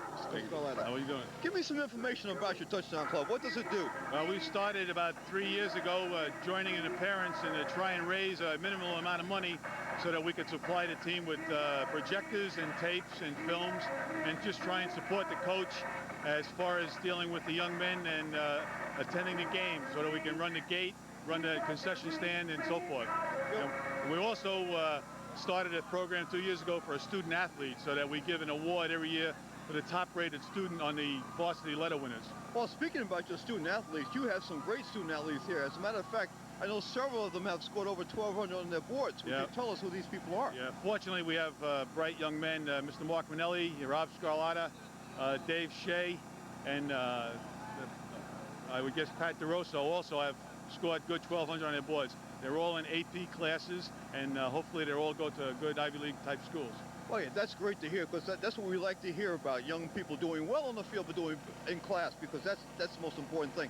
Now let me ask you about your club here. They seem to have won what, 3 states? This is We're going for our 3rd straight Parochial A championship, Northern Division. We started about 3 years ago. We won the league and then won the state, and then last year we also won the league and the state again. And it's been a tremendous progress to the program. About 5 years ago, we were 2-8, 2-7. So Coach Carstens has done a great job turning this program around. Oh, there's no question about that. And I see the participation of all your fans here. Is that customary here? Yes, we've done winning breeds people to come and watch. No question about that. But yes, we've done a real fine job with school spirit and instilling it in the young men. And we've had great student participation. And if the name Scarlata sounds familiar, it is. His son is the fullback on the Green Knight football team. He's going to be very proud of him. Yes, I am. Very well. Very much. Well, you know, Telemeke, you said they played well. They played together several times for several years together. Now, where does Mr. Telemeke come from? Greg comes from Spring Valley. The quarterback, Mike Carney, comes from Haverstraw. And obviously, we come from West Nyack. We're composed of about 35% from New York. So we've been able to draw some good athletes from the New York area, as well as the local area in Washington Township and Jersey schools. Now, you've seen this first half. How are you impressed with Tony Gouma as quarterback for Prep? It looks like an excellent quarterback. He can throw the ball real well and seems to understand what's going on. He moves very well. And they're a nice, aggressive kind of a team and real quick. Well, so is your quarterback, that Carney, is outstanding. But on behalf of City 3, I want to thank you for giving us your time and keep up the good work. Thank you very much for taking the time to come and televise our game. Thank you very much. Okay, Paul, take it away. Okay, we're back up here, up on the booth in the Wuthering Heights, Montville, New Jersey. Yeah, Joe. It is colder than I don't want to say what up here, but we are dedicated and we are going to continue to bring this game to you. And it's 21-7. St. Joseph's leading at the half, as you see on your scoreboard, on your screen. And St. Peter's Prep is not out of this game, not by any long stretch of the imagination. And we're going down again for a little more analysis from Vernon and Bruce Dabney, the fellow in the cap. We're back, folks. Hello, once again, Vernon Prince with Bruce Dabney here at halftime at St. Joseph's Field. Comments, Bruce? Oh, man, what a great first half, particularly the offense. I think it was all offense the first half. Carney showed what kind of quarterback he is, his receivers, passing game. On the other hand, Tony Gouma showed what kind of marble he's made out of as well. Absolutely. You know, the score is 21-7. St. Peter's down by two touchdowns, but you don't get the impression that they're out of it yet. No, they're never out of it. As you know, I think the model that the Green Knights have is that we got to believe and we got to stay in it and do anything we can to win. That's St. Peter's Prep, because we've seen them pull some games out of the hat, and it's not too late for them to do it now. What about that gentleman, Telemark? I mean, the guy runs with reckless abandon. You mentioned earlier 9 yards per carry. That's unreal. Well, you know what I found out, too? He's not 6'2". He's grown in inch. He's 6'3", 210 pounds, and he's just a junior. He has the balance that you don't teach. That's instinct. He bounces off, he finds the holes, he reads the defense very well.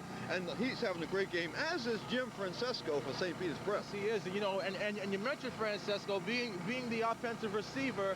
The offensive game plan of St. Peter's has seemed to change somewhat. They started out by running the ball, and they saw that the Green Knights of St. Joe's were too quick. That's right. And I'm that's sorry, the problem. too quick off the ball, and they've had to somewhat change that game plan where Guma is now passing more, and he's had a lot of time to hit those receivers, Bruce. That's right. You know, and I think, too, this is probably the quickest team they've played, particularly defensively. That secondary of the Green Knights is very quick. However, they seem to be vulnerable over the middle for passes, and St. Peter's Prep has been exploiting that middle with Francesco very well. And we mentioned Guma. He's got a lot of time back there, so the offensive line seems to be doing the job for Guma. I guess the question is he's got to make that delivery to those receivers and, you know, pick up the big yards. Yes, but the other problem they have is that the Green Knights have a two-platoon system. Remember, they have a defensive unit and an offensive unit. They only have one guy who plays both ways, and that's Mike Tinselhurst, who's all county, all everything in Bergen County. But Prep has 6 or 7 guys who goes both ways. So that fatigue factor will probably play very heavily on the side of St. Peter's late in this ball game. It looks like we're going to have a good one in the second half. We're going to go back up to the Bruce, to those fantastic trio, Tony Powell, Paul Giorgio, and Joe Wisniewski. Thank you, gentlemen, for that interview. Here we are, back up on the booth. And if you thought we were lying about the cold, take a look at our outfits. I didn't want anybody to see me with my blue hat on. It's cold out here. Out. It is cold out here. Tony's wearing that same hat that Sugar Ray wore the other night when he came into the ring. You didn't see that fight, Paul. Well, it's very brisk out, but it's football weather, and we're prepared for it. We're prepared for it. Hey, if you look down there on the field, there's a woman in a mink coat tossing the football around back and forth. It's really a great shot. Oh, yeah, take a look at that. Well, where is that mink out? Let's get back into this game here. It's 21-7 at halftime, and the Marauders are playing a tough game. I'll tell you. You talk about St. Joseph's being a tremendous team. They are a powerful team, but the Marauders are right in the game. So all you so-called experts in the newspaper, eat your heart out. Well, it's not over yet, Joe. We still got another half to go, and the way your predictions have been going this year, anything could happen. So. Hey. Okay, we're going to break away now for a commercial, and we'll be back in a minute.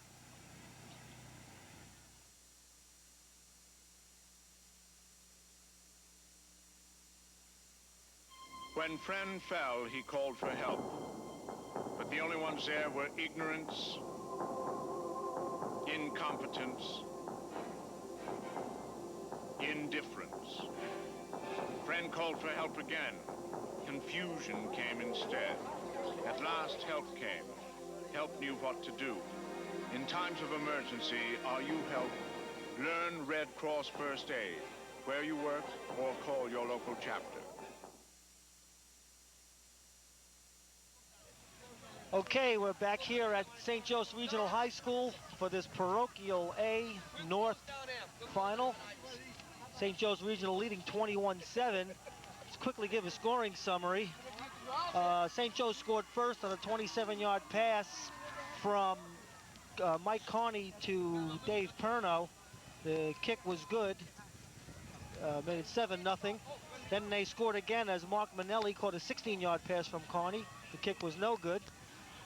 Then St. Peter scored in the second quarter on a 19-yard pass from from Anthony Guma to Jimmy Francesco. Guma made the kick, and then St. Joe's capped off the scoring as Greg Telemack went 2 yards just before the end of the half. The run by Telemack was good. That's how the score is now, 21-7. Tony and Joe, we're ready to go with the second half. And St. Joseph's will be receiving. They're to our right. And the idea here is to keep the ball away from Mr. Telemack. As you remember, the wind is blowing across the field. There's the from kick. right to It's left. low and to the right. The salvo has a little trouble. Telemack picks it up. And he skitters around, loses the ball. But he may have been down. I think he was. Boy, I tell you, that would have been a tremendous break for the Marauders to recover yet another fumble from St. Joseph's, who very rarely do fumble the ball. And today already we've seen him fumble the ball 3 times. So it's very unusual. Well, Telemack picked that up at his own 13, got it out to the 26-yard line, where it'll be 1st and 10 for St. Joseph's from their own 26. Let's see now if the Green Knights stay in the air. They're in the I formation. Manelli now switches positions, comes to the left side. Carney gives to Telemack. He goes right side, he's out in the open. And he's cut down by Jimmy Francesco. Boy, he's an impressive athlete. Well, Paul, I'll tell you, if he didn't stumble, I don't know whether it was he was hit in the leg or whether he just stumbled over his own feet. If he didn't stumble, he might have been looking at 6 points. Tony, that was their halfback counter that they like to run. It's the first time they really ran it today. You think they caught St. Peter's by surprise with it? Looks like they got them by surprise, but St. Peter's is going to be ready for them. Remember, they've done a good job on defense, even though they haven't really stopped this team.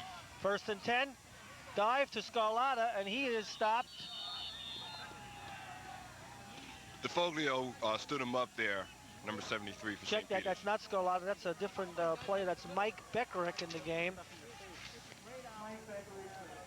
And he was at the fullback spot that time. He only gained about 2 yards on the play. Stopped by DeFolio, as Tony mentioned. And there was a flag down on the play also. Which is not on the field, but there is a flag. It's a legal procedure against St. Joseph's. Makes it a 5-yard penalty, moves the ball back to the 33-yard line, where it will be 1st down and 15 for St. Joe's. Well, I'll tell you, I think Prep would rather have the Green Knights run the ball than throw the ball. So when they get a penalty, it means that Kearney's going back and he's going to be putting that ball up in the air. Okay. That only means trouble. They're in the I formation, a pro set. Carney fakes, rolls left, looking for Perno. Looking downfield's got plenty of time. Now he's looking for Manelli, and he can't get it to him. Overthrows him. But I'm going to tell you something. Perno had Timmy Hawks turned around, and had Carney seen him, it would have been trouble for St. Peter's. Well, Carney just rolled out, and like he has the time. It's unbelievable. You know, with such offensive linemen or defensive guys like Granda and Booker they're playing, I'm surprised that they allow him to have so much time. Well, they're facing a formidable offensive line. As we mentioned, they got 2 guards that are huge. Brian Dumares, who is being recruited by many Division I schools, is 6'1", 240, and Mike Distelhurst is 6'2", 215. So, and they're usually fanning out on the tackles, so they're really negating the Prep rush. I formation, 2nd down and 15. It's a split back formation. Carney, again, looking to throw. Dumping it off to Telemac over the middle. He's dragging a couple tacklers. Hit there by Ferrandi and McMullen, and he dragged them for about 3 yards. Plays good for a gain of 10. We'll make it 3rd down and 5 at the 43. Granda was also in on that takedown. Well, it just seemed like a nice, easy, soft lob over the middle. But if I was Carney, I'd be careful with those soft lobs. I don't like when they lob the ball because someone's just going to come up, one of the defensive guys, grab that ball and run the other way. You got to remember, Telemac 6'2", 210 now, Joe, so he's an easy target coming out across the middle. Okay, 3rd down and 5, and this will be a big play for St. Peter's because if they can hold St. Joseph's here, force them to punt, they'll get some early momentum. Well, they talk about momentum. They definitely need some momentum going. They're down by 2 touchdowns early here in the 3rd quarter. Okay, St. Peter's has John Wolf in the game now. They've removed, I think, Jamie St. Marie. He was having some problems. So Wolf is covering Perno. There's the fake option, now to dump off. Oh, good coverage by Timmy Hawks. They ran that little fake to the right, gets the defense going to the left, Tony, and then he looked for DeRosso. And Timmy Hawks had good coverage, and Prep comes up big in their first series. I'm telling you, Timmy Hawks is having a good game today. Had 2 important takedowns late in the 2nd half, and he continues that with good coverage in the 2nd half. I meant the 1st half, speaking earlier. Okay, I think this is St. Joe's first punt, if I'm not mistaken. Dave Perno will punt. He puts some foot behind it. It's a little short. Doesn't take much of a roll. Back to taking a prep roll, actually. Comes back up to about the 36-yard line. It'll be interesting to see how the Marauders come out here in the 2nd half and do what they do offensively. Last week when they came, they were tied 13-13 with Bergen Catholic. Bergen Catholic got the ball first and ran the ball, had a nice drive of about 60 or 70 yards and ran for a touchdown. This time the Marauders defense held up. Now they got the ball and they got to do some scoring because if it's going to get into the 4th quarter, you would imagine that St. Joe's going to run a ground game, which they're totally capable of doing and running out the clock. Well, bad news for St. Peter's is that Greg Smahowski is back in the game. That is definitely bad. We know what he did in the first half. Oh, boy, do we. I tell you, it's cold out here, but this St. Peter's team and this St. Joe's team are really heating things up down on the football field. Okay, Goomer on first down, gives to Mulcahy behind Schroeder, breaks a couple tackles, drives forward, and that was very reminiscent of Prep's first play of the game, where Mulcahy got a good gain, and then after that, Prep just couldn't get the ground game going. Well, when you talk about Mulcahy, like you said, he's a 1,000-yard rusher. He has 11 touchdowns for the season, and he drags people. It takes 2 or 3 guys to get him down. One-on-one, you are not going to get Mulcahy down. Pickup of 6 on the play makes it 2nd down and 4 for St. Peter's.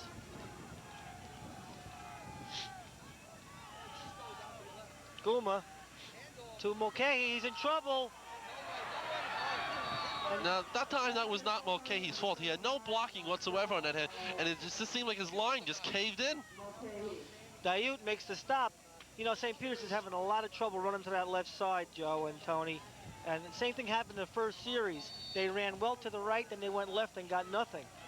Mulcahy luckily got it back almost to the line of scrimmage. He'll bring up a 3rd down and 4.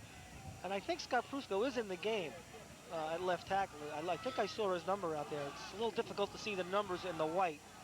Keep an eye out and see if we can find him there. He is in the game, yes. 3rd down, split backs for St. Peter's. Guma looking to throw. Fine for McMullen, he's open! And he's got it, and he's hit by Smahowski, but maybe they're starting to get used to that punishing player out there. Well, I'll tell you, they better get used to it, but I'll tell you, that was an excellent thrown ball by Guma.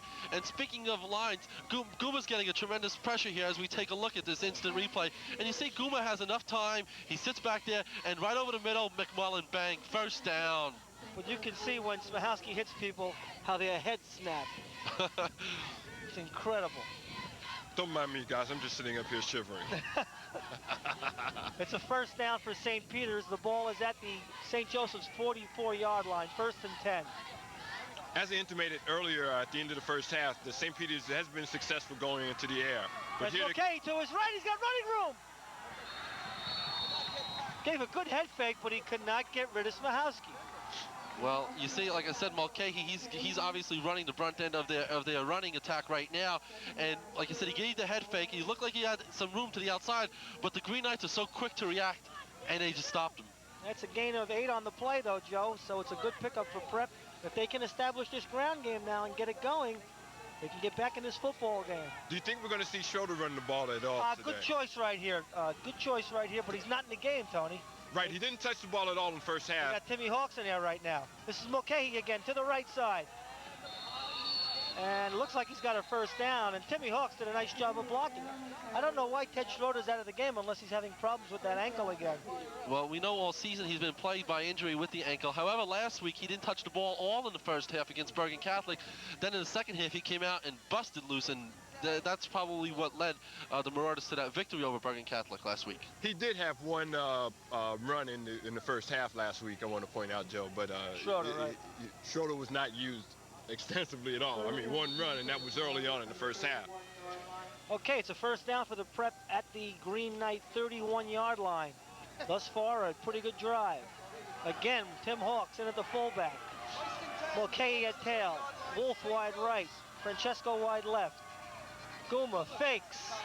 Looking again for McMullen. He's got him. And he's stopped by Smahowski, but he keeps his ground and gets inside the 25 to the 23-yard line. Brian Stapleton was also in on that stop. Tremendous catch there by McMullen. It was a one-hand grab, and I'll tell you, McMullen's catching. Let's take a look at that instant replay because it deserves it. McMullen, there goes Guma dropping back. Again, he has the time. Nice short dump-off, one-hand catch by McMullen. Excellent instant replay there by our City 3 staff. Again, you have to appreciate Anthony Guma's throwing arm because 3 people were surrounding the receiver on that play, and Guma was able to, as I said before, that cliche, thread that needle. 2nd down and 2 for St. Peter's now at the 23-yard line. I formation, Mulcahy straight ahead. It'll be close to a 1st down, very Quite close. a gang up there around that 21-yard line. I'll tell you, when Mulcahy has that ball, he's like a tank. He just charges right ahead. Well, one advantage that St. Peter's can boast about, Joe, is that the nose guard for St. Joseph's, Justin McLeod, is only 5'9", 195 pounds. He's given up like 50 pounds to Orville Gonzalez.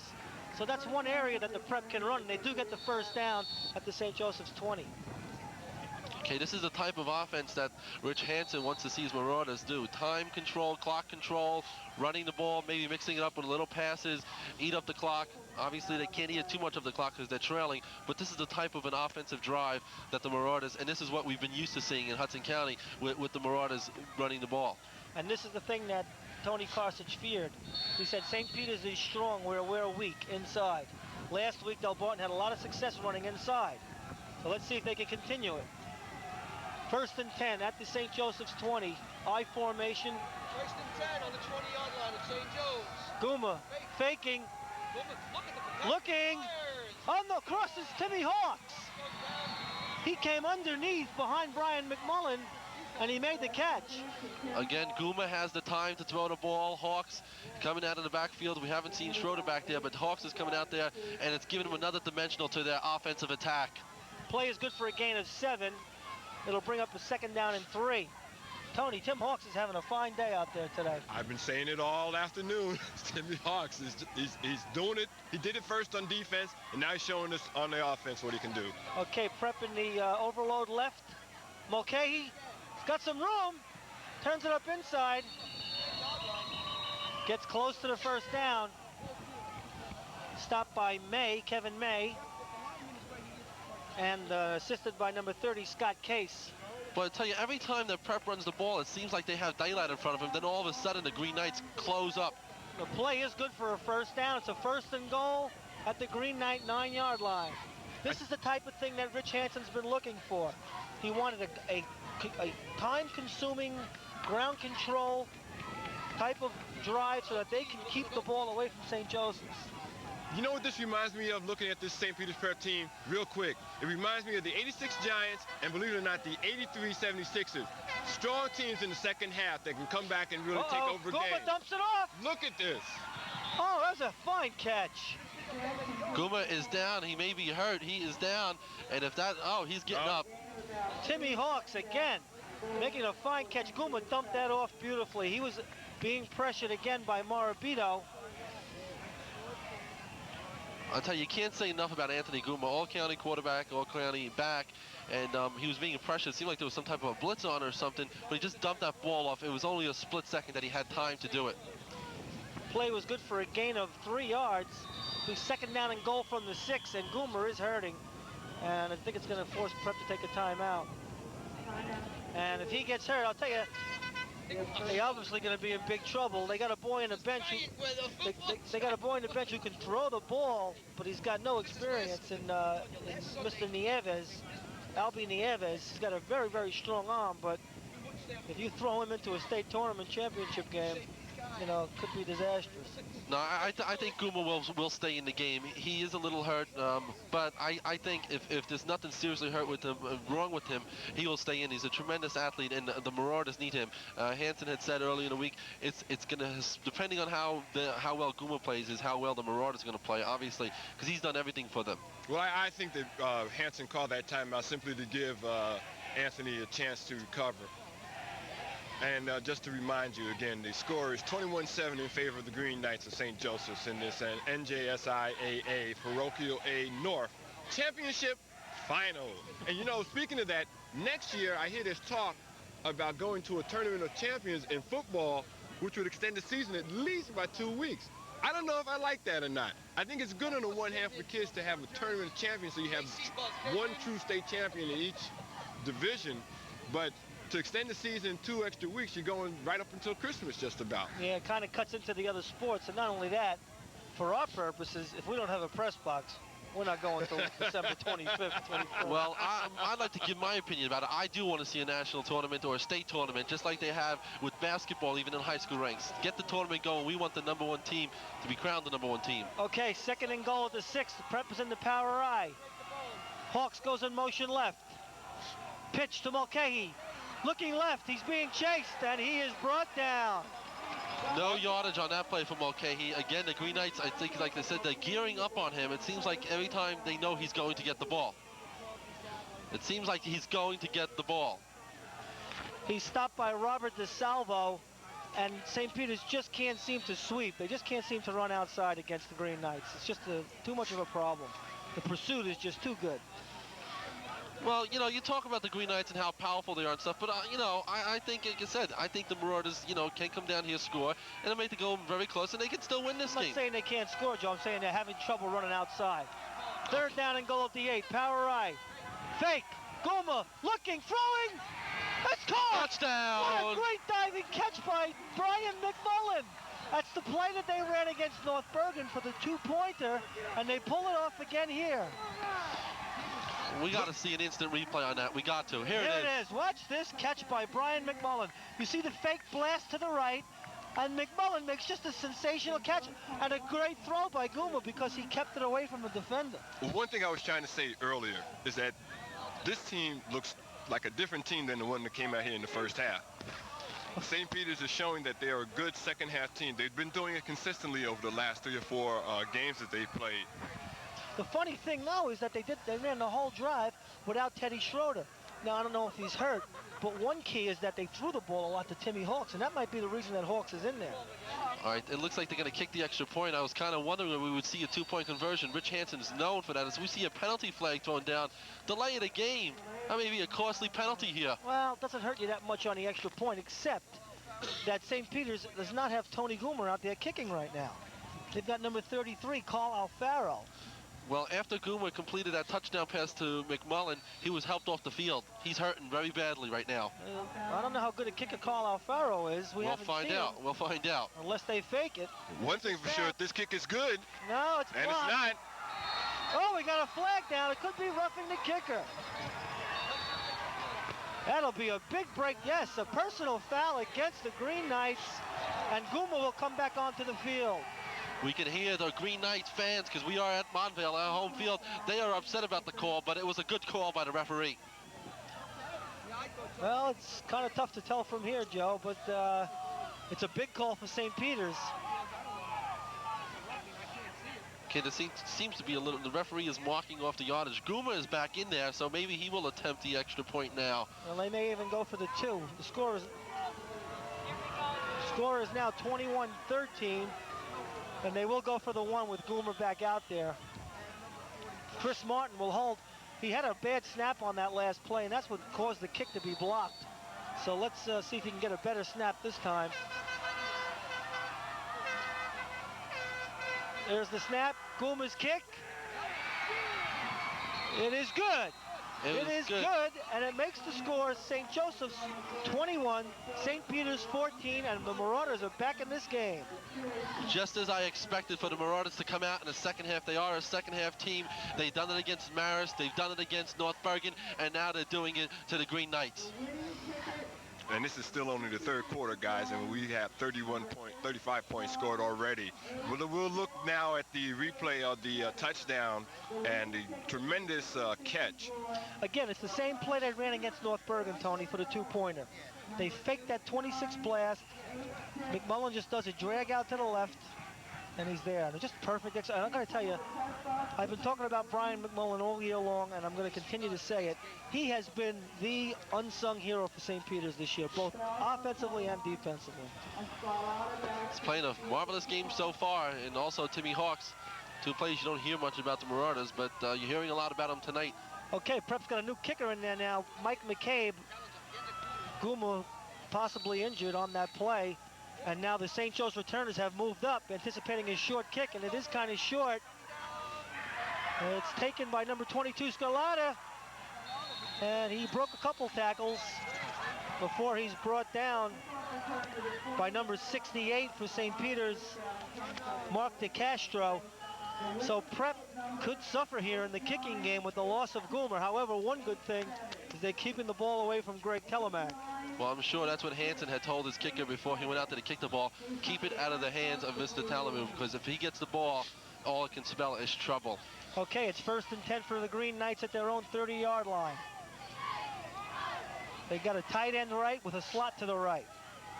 St. Peter's defense shifting a little bit. There's the snap, the gift to Scarlata straight ahead. One thing I've noticed that St. Peter's has been able to do, Tony, they've been able to stop Scarlata. Del Barton had no success at stopping Scarlata, and it opened up everything else for St. Joseph's. So maybe that's a good sign for St. Peter's. It's quite possible that it is.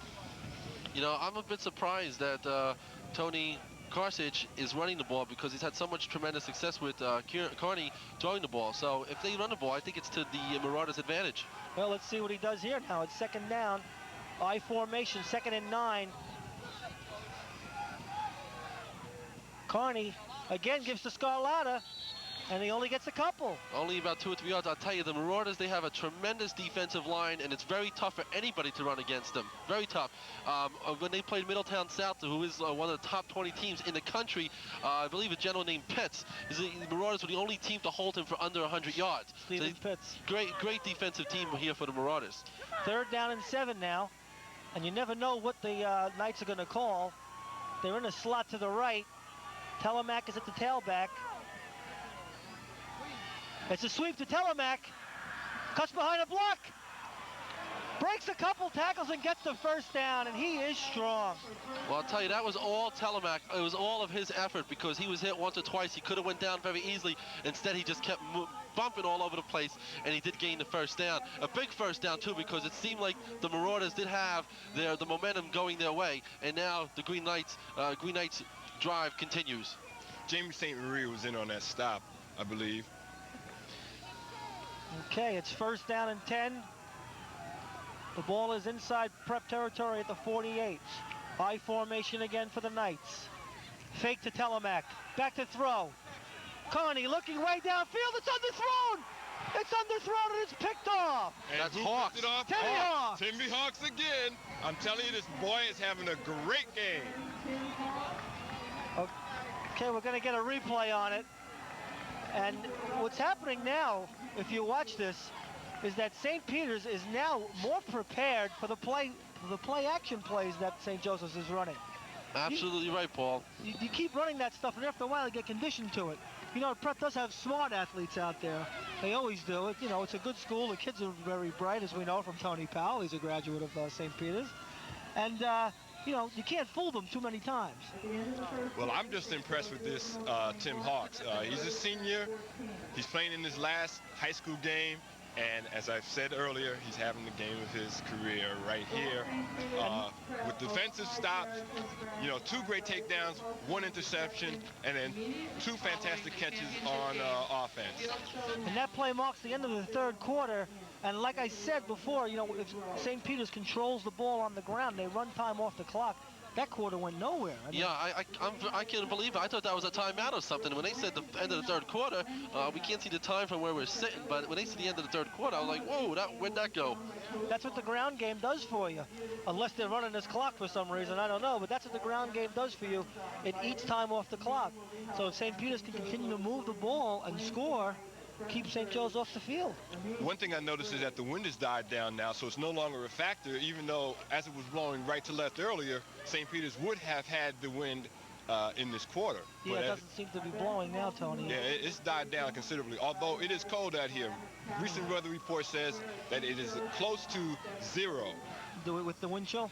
With the wind chill, but considering we had no wind, I think it's without the wind chill at 0 degrees because I am freezing. I hate to keep saying it, but next time we're bringing a heater here. Well, you know, Dennis and I came up. Dennis Benjamin, our tremendous director, came up the other day and did a survey check on the field, and we noticed that it's got to be 10 degrees colder up here than it is down below. Well, you got to know that this is great football weather. I mean, look at these fans. They're in their hats, their coats, their gloves, their scarves. I formation. Mulcahy's got a hole. Straight ahead. He spins, and he gets. There's the Mulcahy that we've seen all season long for the Marauders, busting loose and gaining a first down. A gain of 14 yards for Paul Mulcahy, and I think St. Peter's is exploiting that weakness in the middle. We're going to see a replay. Let's see what happens. Straight ahead, Mulcahy got a good block from Schroeder, just cut it quickly to his right and had plenty of running room. Yeah, Mulcahy's just taking advantages of those gaps. He's using his quickness off the line and getting up in the hole. 1st and 10 at the prep 39. Again, straight ahead. This time it's Hawks. Timmy Hawks on the carry. And he picks up a good chunk of yardage before he's stopped by Case. And number 53 for St. Joseph's, George Adelon. Well, I'll tell you, the momentum, it seems like Prep still has that momentum going. So far in the second half, it's all been Prep. They came out and played this way in the first half. The score might have been reversed, Paul. Could be, absolutely right. It's second down now. Call it a long 3. The ball is at the Prep 46-yard line. I formation with a slot to the right. There's the give to Mulcahy. Only a gain of about a yard, as if the Royal Knights weren't expecting that play. Yeah, well, that was, once again, Tim Marabito came slashing from his offside spot, made the stop. Well, what I think Prep got to do, they're doing a good job so far here in the second half, but when the Green Knights expect them to run, they should throw, like on that play, because they know when they're going to run, and that's when they're stopping them. It's a battle in the trenches there, but the Green Knights controlled it in the first half, but now it's sort of shifting. Okay, it's third down and 4. Prep in a split overload backfield to the left. Big play here. Guma gives to Mulcahy. He tries to get outside. And once again, the Marauders cannot get outside. No, they were swarmed by a bunch of Green Knights there. Tremendous defense there by St. Joseph's. They just can't get outside the tackles, Tony. You know, just when you think they got the running game in gear and running well, Coach Karsich turns around and has his Green Knights stop him. Okay, it's fourth down and 4. St. Peter's now kicking to the ever dangerous Greg Telemack. And they have got to try to keep the ball away from him. Yeah, by all means, just kick the ball away from him, even if you have to kick it out of bounds. Should note that the wind has picked up a little bit and is blowing from left to right. Guma's boot, and it's away from Telemack. And DeSalvo makes the catch, and a great tackle down there by number 30, Timmy Hawk. Who else? Well, that was excellent coverage there by the Marauders, and that's exactly what they have to do. Even if they do kick the ball to Mr. Telemack, just get down there and get there, because they can't give him the time to build up his speed and run down the field. So once he starts moving down there, it's hard to stop him, as is anyone. Okay, a big series again now for St. Peter's on defense. First and 10 for St. Joe's. We got about 9:14 left in the game. This is Telemack. He skitters through a couple tackles. And he is finally stopped by Francesco and Hawks. And he's up close to another first down. Well, Telemack, again, he can't tackle him one-on-one either. He just keeps spinning around and gaining those yardage. You know what he's great at doing, Tony? He dead legs people. He'll run and he'll come to like almost a stop, and people will fly by him, and then he'll take off again. In basketball, we call that the old stutter step. Second down and 1. Again, Telemack. Oh, there's a flag down on the play. Could be procedure. Yeah, I think it is against the offense. It's illegal procedure against the offense. If you notice, St. Peter's, I think they've been instructed by the coaches to try and strip the ball. Every time they run past Telemack, they put an arm in there. And, you know, he does have trouble holding onto the ball at times. Well, that's something that the Marauders need. They do need a break here, because time is running out. There is, 8 minutes and plus left in the game here. However, they do trail by 1 touchdown. But then again, the so-called experts did not expect them to be where they are right now. Second down and 6. Ball is at the 36-yard line. Telemack going in motion now. This is Scarlatta, and he's nailed, but he keeps spinning, but he doesn't get anywhere. Stopped by Joe DeFolio and Orville Gonzalez. Well, there goes that Prep defense again. They got a tremendous line. It's very, very difficult, again, to run against the Marauders. And I'll tell you, if it weren't for those passes that Carney had completed in the first half of the game, running the ball, they haven't had much success, Paul. No, they haven't. But, you know, one thing, a coach, early in the game, he comes out and he tries to blow you off the field, and all of a sudden he gets conservative. And that's what's happening here. Well, if he gets too conservative against the Marauders, he may be on the short end of the score here. Let's see what happens. It's third down and 5. It is a passing down for St. Joe's. Duracell goes in motion. Oh, looks like an option left. If he gets it to Telemac, that's trouble. If he gets it to him, he may be short, though. It's going to be very, very close there. A great job by Carney. He was hit, fought away from it, and got the pitch to Telemac. Had he gone down at the original spot, St. Joe's would not have had a first down. Now they do. They did call it a first down. Tremendous effort there by Telemac. It was an option play. It looked like Carney was going to run the ball, and then he optioned it off. Got a bit of news, fellas. Tess Schroeder is out of the game. He's finished for the day because of an ankle injury. His ankle is acting up again, so he's sitting out. He's finished. Okay, that's Chris Martin in at defensive end for him. First down and 10. Telemac. Nailed. Nailed for only about a gain of 2 or 3 yards at the most. He's stopped by Danny Gronder and Ken Ferranti, the two St. Peter's linebackers. Gets only a yard or two. You know, we were talking about Gronder.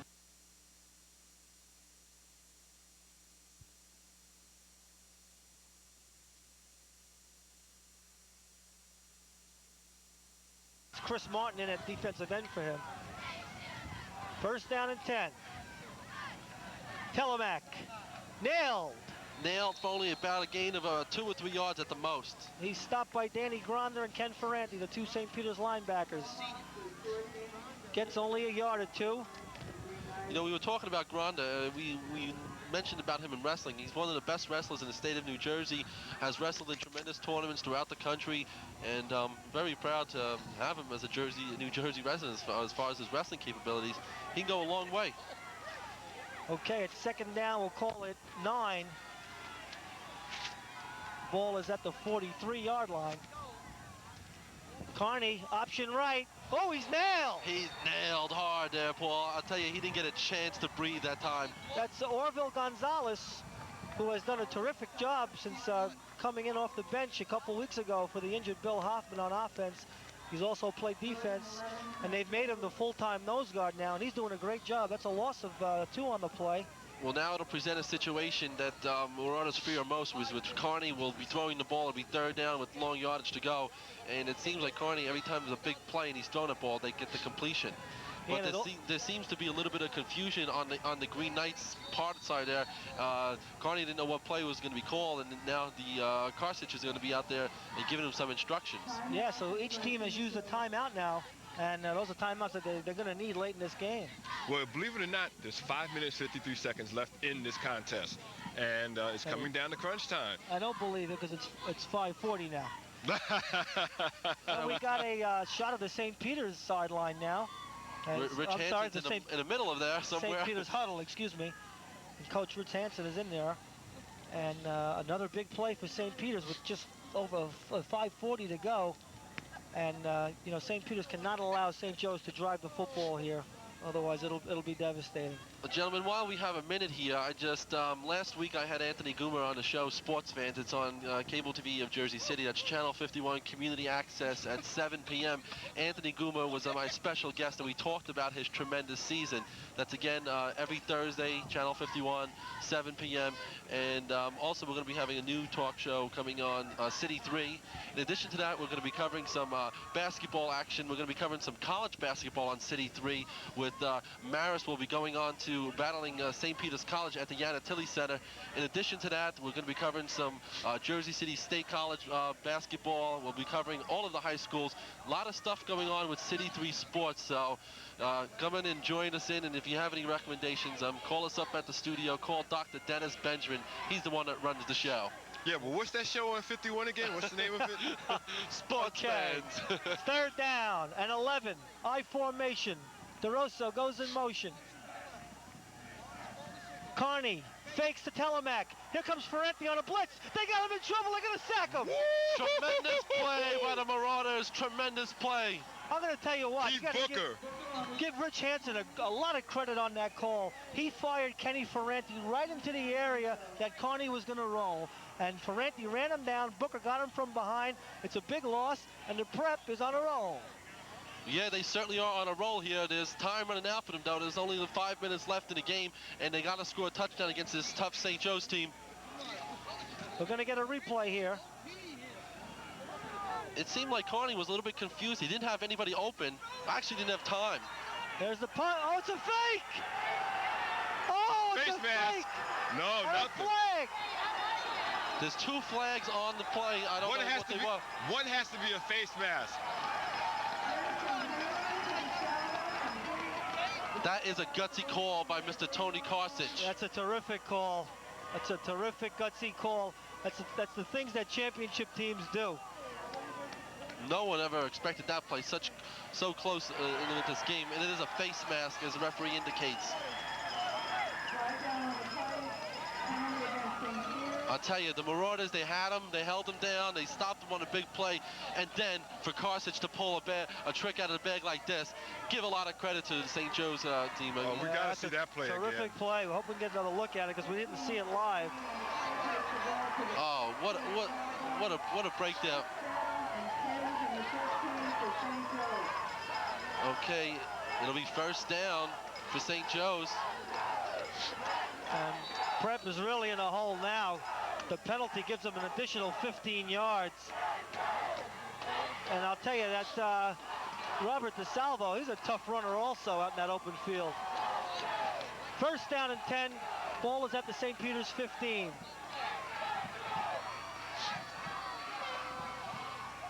Telemac. Stop behind the line. He breaks away. Unbelievable by Telemac there. He looked like he was stopped 3 different times, and he somehow got up. As we take a look at one of the Marauder players who seemed maybe a little injured there, I think that was, looked like 21. Is that Jim Francesco? Oh, if it is, that's really bad news for St. Peter's. Telemac just made great second effort there. He picked up 5 yards. And a touchdown here will just about seal the Marauders' fate. But as you mentioned before, Tony and Joe, that was just a great call, that fake punt. I mean, we didn't see it because we were watching the monitor for the replay.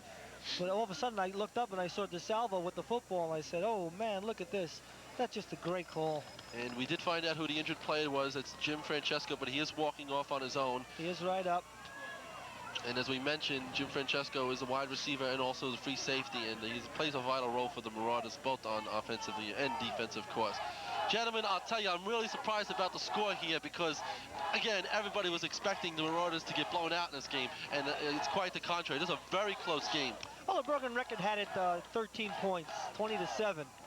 So at this point, they're not that far off, really. But it's been a very close match Oh, it game. has been. Oh, yeah. Prep has not been outplayed by any means. Yeah. St. Joe's has a tremendous team, but both teams have come to play it, and we've seen an excellent game here on City 3 Sports. Second down and 5 at the 10-yard line now.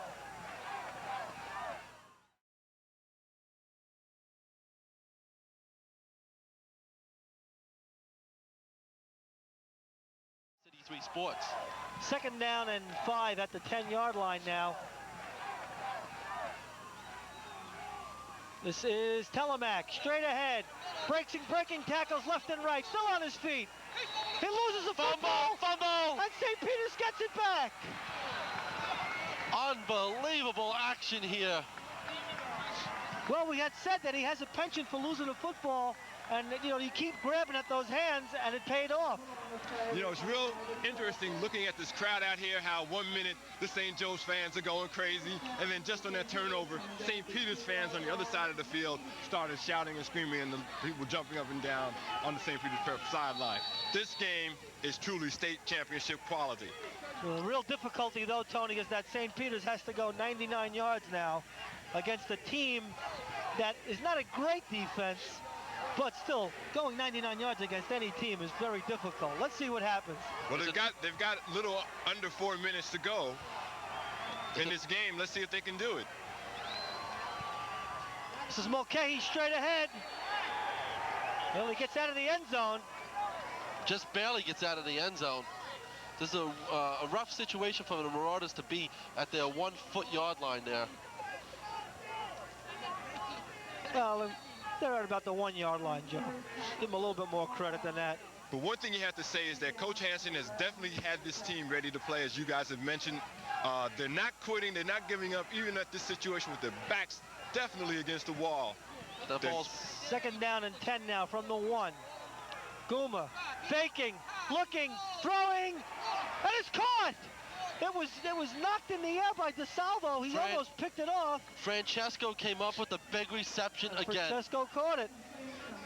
How many times has Francesco come up with a big reception? He came up with a big reception against the Bruins, a 55-yard plus touchdown pass to win the National Conference, and now he gets him out of a big hole. It's still third down though, Paul. That was almost 6 the other way. But I'm going to tell you something. You know, it's funny. The Prep had the ball at the 1. It looks like that second down marker's up around the 12. It's like a long first down for them. Looks like Mulcahy. Mulcahy, first down. And he bucks forward behind Timmy Hawks, who is not the usual fullback. Boy, I'll tell you, Mulcahy came firing out of backfield like he was shot out of a shotgun. Bingo. That was a very big first down, let me tell you. And he gets a first down, a very big, as you mentioned, first down for St. Peter's. The ball is at around the 15-yard line, and somebody is down on the field. I think it's Jason Dello, who's another backup fullback for St. Peter's. Gentlemen, we only have 2 minutes and 52 seconds left in this contest, and they still have a long way to go. But it's looking good because they got off the goal line. The clock is official, we believe. There's 2:52 to go. St. Peter's has a 1st and 10. The ball is at their own 15-yard line, 14-yard line. So they've still got 86 yards to travel. They're down by 7. Coach Carson is on the sideline. I can't believe this man is only in a jacket and tie and a shirt, but he's making gesticulations. 1st and 10, Goomer fakes. Looking left, he's got time, and it's batted down. Oh no, not caught. No, it was batted down. It was clearly knocked down. Guma had time, however, the Green Knights had a great defense and nobody was open. Great coverage. Mike Disselhurst was the one that knocked that ball down for the Green Knights. Almost intercepted also. We'll bring up his 2nd down and 10, again at the 14-yard line. That was Mike Distelhurst, who we said has been the difference in the Green Knight defense this year since Coach Karsich moved him to the linebacker position. 2nd down and 10. 2:36 left in this contest. State championship. Guma back to throw. Under pressure. Firing downfield for Mulcahy. He's got him. Mulcahy open. It'll be first down at, I believe it's the 40-yard line or 50-yard line. There's no yard markers, or we can't see them anyway. Yeah, we're going to look at this one more by time. Number 20, Bobby Shea.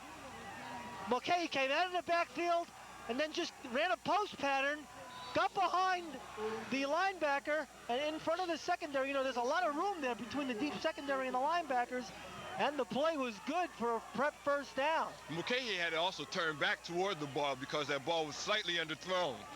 Well, you can't say enough about Mulcahy. Running back coming out of the backfield and now coming up with this big catch. I'll tell you, the Marauders are on the move. 1st and 10 at the 43. Guma rolling to his right. He's got some time. Firing across field, and he's got it. There's a penalty flag on the play. John Wolf, the backup split end, makes the catch, but there is a flag down. And it appears to be against the Green Knights, and I'll tell you, the Marauders are on fire right now. Let's make sure. Listen, it's 1:58 left. Under 2 minutes. You've got championship caliber football going on here. It's going to go down to the wire. Holding on the defense. The play will stand. It's good for a Prep first down. Tremendous action here in Montvale, New Jersey, and City 3 Sports is bringing this game to you exclusively. So Prep declines the penalty. They will have a first down. By my count, this is the 6th play of this drive, which started with them 99.5 yards back. I'll tell you something, the Marauders have done a tremendous job. The Green Knights have not scored a point in the second half. That's because they've held the ball for so long. It's a 1st down and 10 at the Green Knight 38-yard line. Guma rolling right now, dropping back, looking to throw deep downfield, firing long. Oh, and it's batted down in the right corner. Almost picked off. Almost picked off, but almost doesn't count except in horseshoes, right, Tony? That's right. That was almost a tremendous catch, though. Super effort by number 29, cornerback Ed Wynn. Good coverage by the Knights. 2nd down and 10 for St. Peter's. Minute 29 in this game. 1:29. This will probably be the Prep's last possession if they don't score. They have 2 timeouts left. Everybody's on their feet here. It's a big game here. You know, we like to see overtime games, but it's so cold today. Well, we're rooting for it. We want an overtime game, but it's so cold. Maybe they'll send us a heater up here if we do go into overtime. Yeah, right. Gentlemen, Okay. I don't think this game is going into OT. It's 2nd down and 10, and it could be a good time for St. Peter's to go underneath now, although St. Joe's has tightened up a little bit in the secondary. There's some flags down. It seemed like there was some movement by the Marauders, but the Marauders are pointing the fingers. Let's see, Joe. Let's see. It's against St. Joe's, I believe. St. Peter's is celebrating. Tough call here. Offside, St. Joseph's. Makes it 2nd and 5 now at the 33-yard line. Boy, I'll tell you, this game reminds me of when they were playing, when St. Peter's were playing Marist, and they were trailing, and there was only like a minute left in the game, and Guma connected with a 4th and 17 to Della Fave, and we might see some type of a repeat of that. Okay, the ball is at the 34-yard line.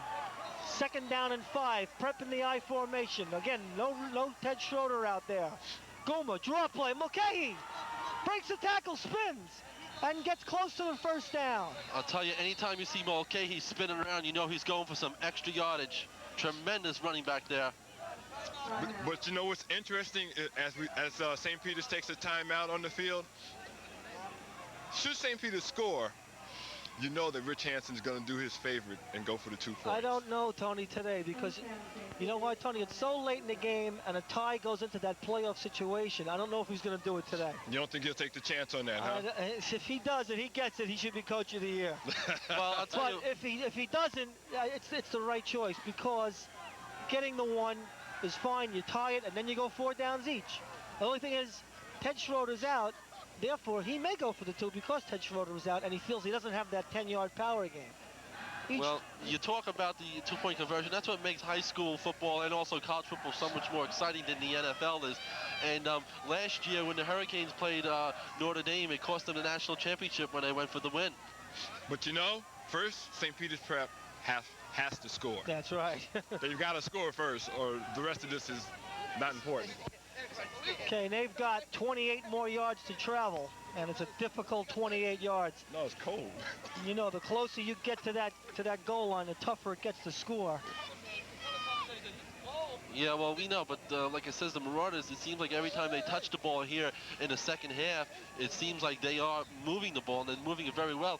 And you got to give Anthony Guma, he's been getting hit, throwing passes at the last second, connecting with big passes to Mulcahy, and hitting McMullen. Absolute mayhem breaking loose here in Montvale. It's great game, great game. 1st and 10, St. Peter's at the St. Joseph's 28-yard line. It's a overload backfield to the right, a wing left. Guma faking, under pressure, throwing! Almost intercepted there, Paul. You took the words right out of my mouth. That was close. Anders Timberg almost ended this game. Guma did a good job of stepping up in the pocket there. He was under a lot of pressure. 2nd down and 10. The ball is at the 28. Minute 16 left in the game. The Marauders are down by 7. Prep comes out now. The crowd is chanting defense, defense. Double slot formation. 2nd down and 10. Guma back to throw. He's got some time. Now tucks it under. He's going to run. He's got some running room. He'll be running out of bounds. He runs out of bounds. It's around the 22-yard line. Anthony Guma, you can't say enough about him. Passing the ball, now he runs the ball, and it's going to be close to a 1st down, just a little short.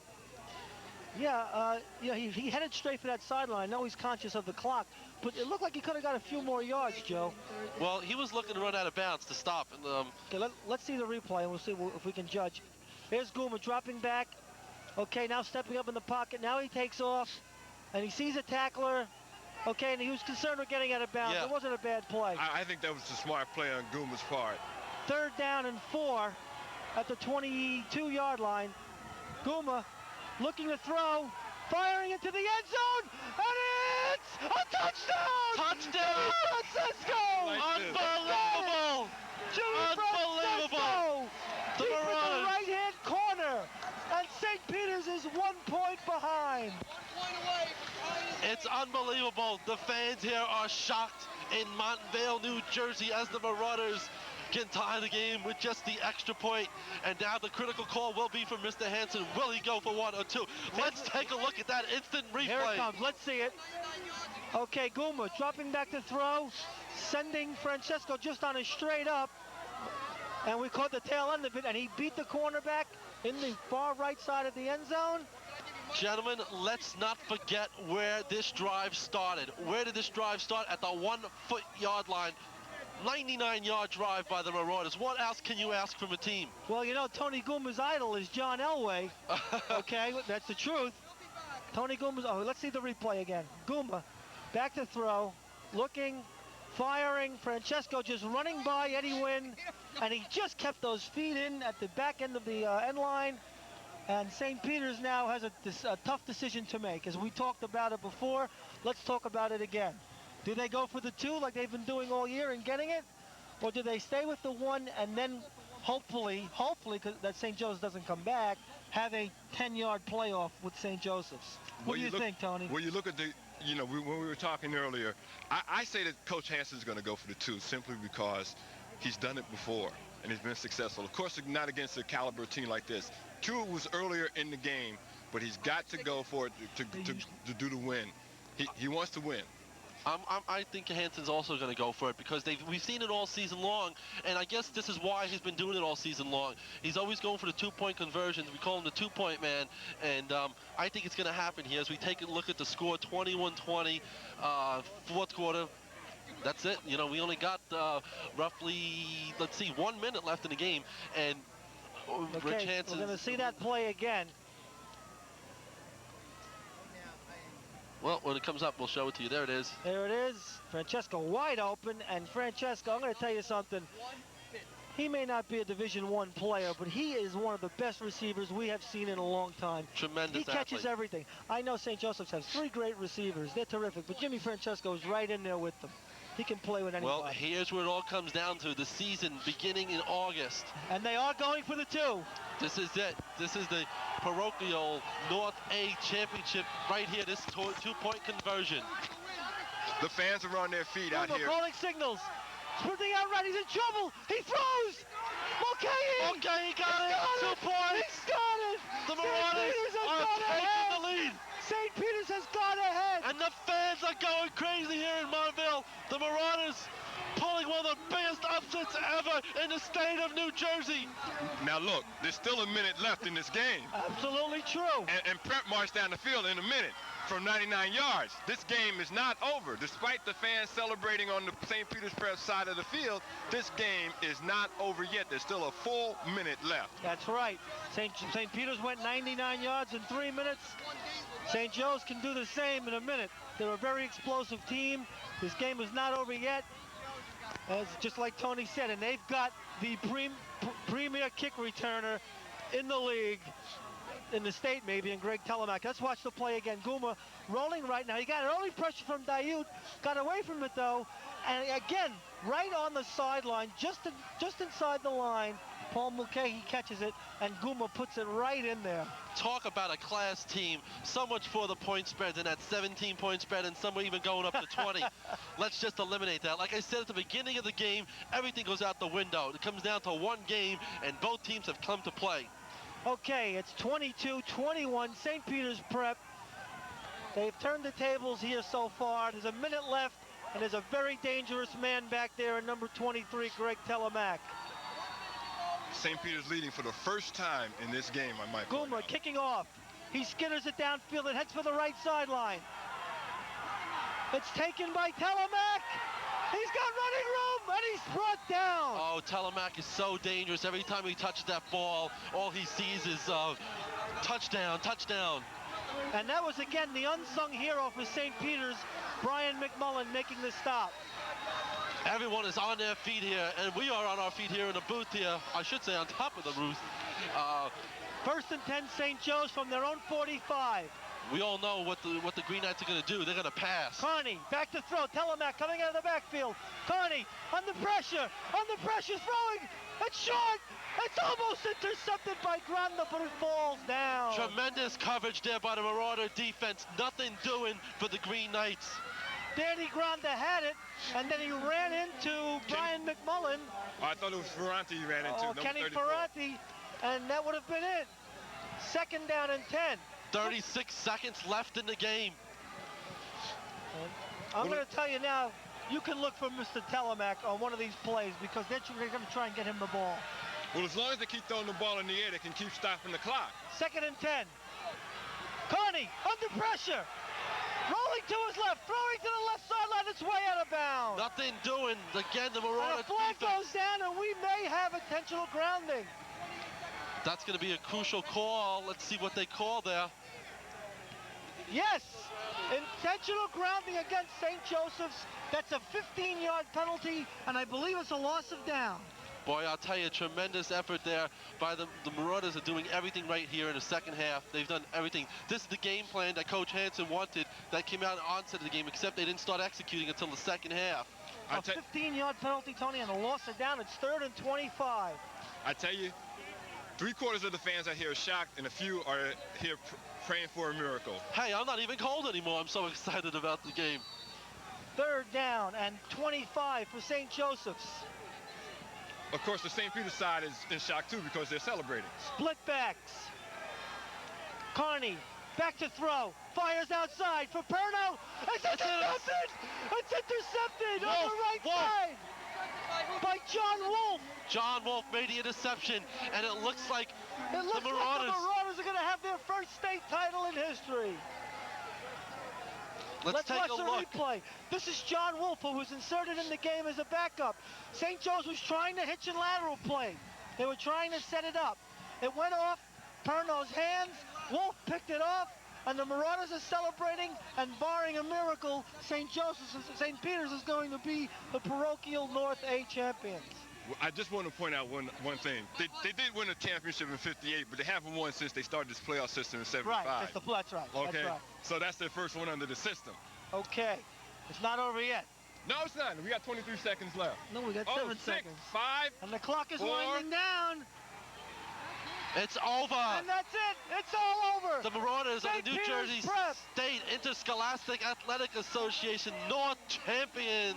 22-21. St. Peter's Prep wins it. A 99-yard drive to cap off the final score. And believe me, the St. Joseph's contingency is really in a state of shock right now. It's incredible. Am too. It's unbelievable because, you know, we've all seen what the Marauders can do. We haven't seen that much of St. Joseph's. And talking about the big coverage that St. Joseph's has and how well played they are and what a disciplined team they are, but it all goes to show you when it comes to a championship game, the adrenaline gets flowing, and that overtakes a lot of things. Well, yeah, that's very true, Joe. And Rich Hansen is a great motivator. He's done a tremendous job with this program. He took over for Jerry Bellotti. It was a good program when he took over. He is now 19-2 in 2 seasons. He's brought the Marauders their first state title. This year, the Prep has become state and county champs for the first time in a long time. You know what's really interesting? This all started on a 99-yard drive. Actually, it started in the first half, but this winning score started on a 99 drive with 2 minutes left in the game, and Coach Hansen was able to motivate his team. Anthony Goon was able to make the right passes. Mulcahy with the great run. Tim Hawks, you know, the guys on the line. Everybody deserves credit in this victory for St. Peter's Prep. Well, it was a big battle between Bergen County and Hudson County, and Hudson County has come on top for this game anyway. That's right. You know, Joe, it's kind of fitting because for the last 10 years, it's true, Hudson County football has begun to suffer. The loss of the Jersey City Junior program hurt the public schools.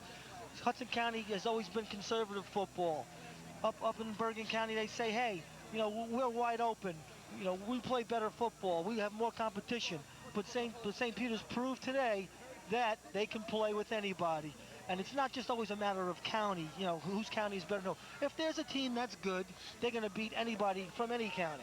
And that's what happened today. St. Peter's came down, a heavy underdog, but came out and played with guts and determination and showed that they have more than just an inside running game that just runs three yards in a cloud of dust. They won the game through the air the Bergen County way. Well, for anybody to shut St. Joseph's out for a whole half of football has to get tremendous credit there. And not taking anything away from St. Joseph's, they played a tremendous game.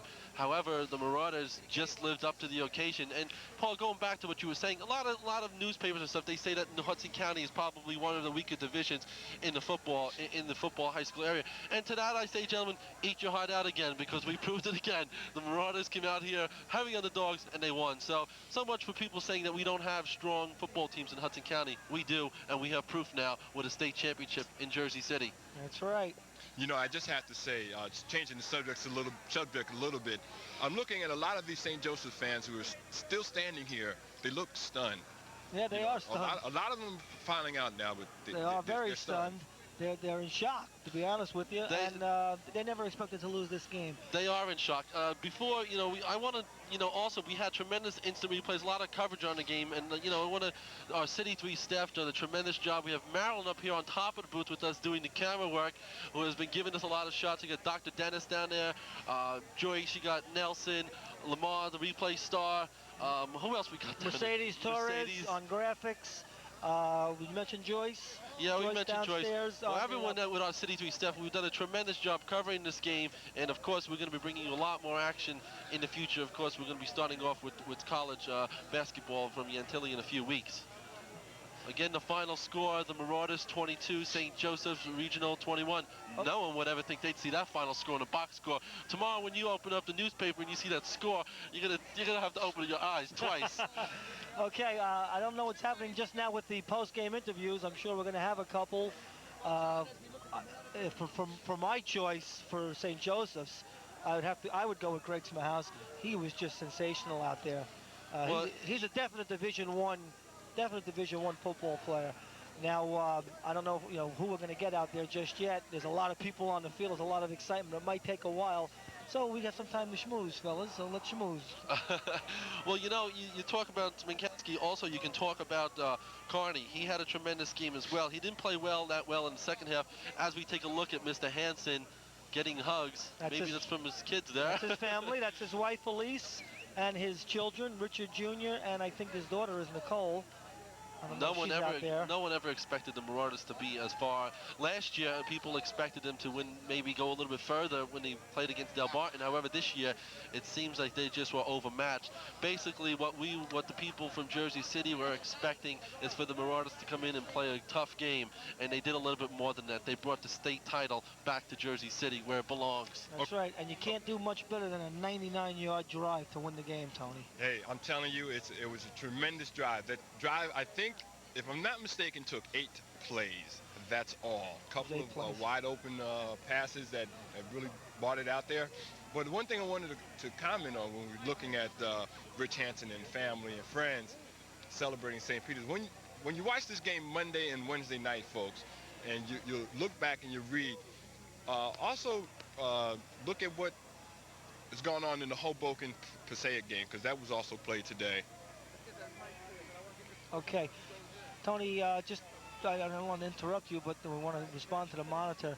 Some of the St. Joseph's players, again, visibly upset. Some of these boys haven't lost since 1986, I think, or 87. That's right. They've won 25 out of 26 games. Coach Karsich obviously upset. His boys, some of them still on the field, still in disbelief, wondering, hey, did this really happen? That's right. That's why you play the games. You play the games because it has to be decided on the field. You can be 30, 40 points better on paper. If you don't execute that day or the other team out executes you, you lose that day. And that's what happened today. St. Peter's came here determined. They knew they had, going into the half, they had some breath, they had some life. They came out fired up. Anthony Goomer, for my money, is as good as any quarterback I've seen in any county. Well, that's what I was saying. That's why he was voted All-National Back of the Year in Hudson County. And you were going back to St. Joseph's, Paul. You had mentioned they had won 25 of 26. Coming into the game, they had won 13 straight and also 29 of 31. So it's tremendous credentials there by the St. Joseph's Green Knights. You know, in addition to having, I'm so excited now. Now we have the nation's #1 basketball team with St. Anthony's in our own backyard. Now we have state champs, the parochial champs, right in our own backyard. It's unbelievable. That's right. You know, in order to win the state championship, I was watching the Knights. They didn't do anything wrong. Not really. They played a good game. They stuck with really. their game plan. It's just the St. Peter's Prep played better. I think the only thing, Tony, that you could say is that they got a little too conservative in the second half. They got away from the things that worked for them. I think they tried to go out and blow out St. Peter's early, but then they said, "Hey, wait a minute. You know, let's not turn the ball over. We're still ahead. Let's not make any mistakes." And they got conservative in the second half, and I think it came back to haunt them. It certainly did, because like I had mentioned, watching Carney, the way he was passing the ball, I thought he was more dangerous to the Marauders than as opposed to Talamar or Scarlata running the ball. I thought that if they were in the ball, I thought Prep would have the advantage. Okay, we'll got Paul Mulcahy and Keith Booker out in the field, and they're having a good time. They're having a party. They're having a party. It's a party for St. Peter's. It's on the other team's field, but they're having a party and they deserve it. Somebody's got their shirt off. I don't know who that is. Well, we missed their pancake breakfast. Mr. McMullen had invited us down to St. Peter's to join them for breakfast, but we missed that. Maybe we'll take them up on another offer. Yeah. You know, I'll tell you, I coached at St. Peter's for 2 state finals. I was an assistant coach, and we didn't even score. We lost to Seton Hall 16-0, and we lost to Bergen Catholic 33-0. And when Prep scored today, I said, "Hey, at least we scored. You know, at least the Prep scored." And then all of a sudden I turn around and they're in the game, and now they win the game. And you know, I guess they say things happen in threes. This is Prep's third trip to the final, and they won it. Well, I'll tell you, it was a tremendous effort. We can't say enough about the Marauders winning this game. No one ever expected them to get. No one expected them to come out and actually come out into a strange area out here in Montville, not even their home field, and come out here and have the City 3 staff follow them all the way up here to televise this game, because you know we had some controversy earlier in the week because someone else had some rights to do this game, but we've covered most of the games. We've covered a lot of games, and we've covered the Marauders because they were from Jersey City, and they're bringing us here the state title. And what else could you ask for? Well, Joe, we got to give a lot of credit to the fellows from WCTV who actually let us come here and do the game with them. And we would like to thank them very much. They're packing up now and they're on their way out. But they were very cooperative with us, and we would like to thank them. Also, we'd like to thank the administration of St. Joseph's, the head football coach, Tony Karsich, the athletic director, Brother Cushing, who helped us out tremendously, pretty much let us, have anything we wanted up here today. And we'd just like to say thank you. And you see Rich Hansen being carried around. I don't know if we're ever going to get to interview him. They're setting up. Gar is out there on the field. And Vernon Prince is acting like the Grand Poopah out there. He's in the middle of everyone. There he is now. Down to Vernon Prince. Okay, we're down on the field now with Vernon. Hey, yeah! They said we couldn't win! Let's bring in the head coach. Let's bring in the head coach, Rich Hansen.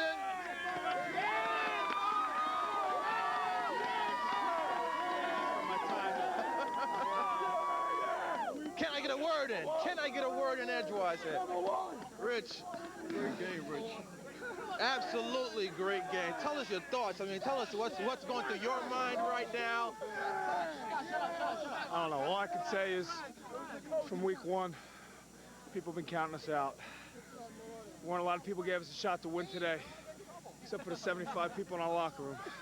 And to us, that's all that matters. Let me ask you this. At halftime, you went in losing 21-7. You had to be concerned. What types of changes did you adjust to in the second half? We didn't make really any changes. We just said we have to play harder and stop making. We made some super mistakes in the first half. And we just came out, and it was just desire and everything else that's been carrying us all year. But your defense in the second half shut them down completely. Did you do anything different defensively? We made some minor adjustments, but it really wasn't anything big. I mean, we just, we felt we gave them big plays in the first half, and we just had to buckle down and not make those same super mistakes in the second half. You had to be. You had to be concerned on the fake. You had to be concerned on the fake punt. Your thought on that late play. Well, we made a mistake on the coverage on it, but I'll tell you, Brian McMullen made a strip in the end zone, and this team went 99 yards. to win a state championship. Exactly. What did you think about that for 99 yards after you stripped telemark of the ball at the 1 yard line? Excellent play. We've been doing it all year. Where's Tony Goma? There he is, right Where's here. Tony Come on in, Goma? If we don't get you in, we're going to be shot at. Right by the Here we go. Tony Goma, the winning quarterback of the Marauders. Bringing the mom, too. It's Mrs. Goma. Well, you know, I've never seen a quarterback have quite the half you had there. What did you do, Tony? I mean, you played so inspired. You hit your receivers. You read the coverages. What did you see differently yourself out there the second half? You know, Coach Hanson's, taught me well this year, and I don't know. We did a couple things during halftime, and we decided to throw over the middle more, and because the linebackers were dropping back, so Coach put it in, and it worked. See, Coach, the pass does it, I mean. Your thoughts on St. Joe's Montville? They were a very good team. They hit pretty hard. Where is he? Read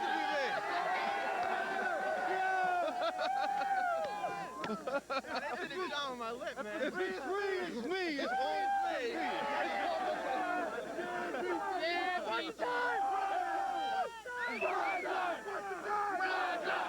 Where's the gentleman who caught the winning touchdown, Mr. Francesca? Where is it? Bring it in. Where is he? Where is he? Where is he? Where is he? Where is he? Bring him in here. Is he here? Is he here? Jim, here he comes. That's over the defense. Here's the... Nice job. Oh. Tell us about the pass pattern on the winning touchdown catch from Tony Goma. I think it was the same one against North Bergen. Same one. So deja vu. Deja vu, exactly. But you know, they have done Hudson County football proud. Many people didn't give them a chance when they came here, but they showed them what the Marauders are made of. That's right. You guys, you did us all proud.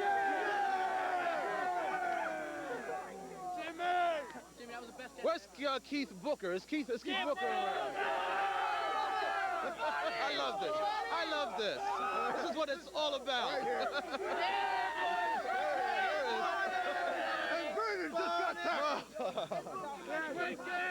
Keith, you were all over the field all day, knocking down people.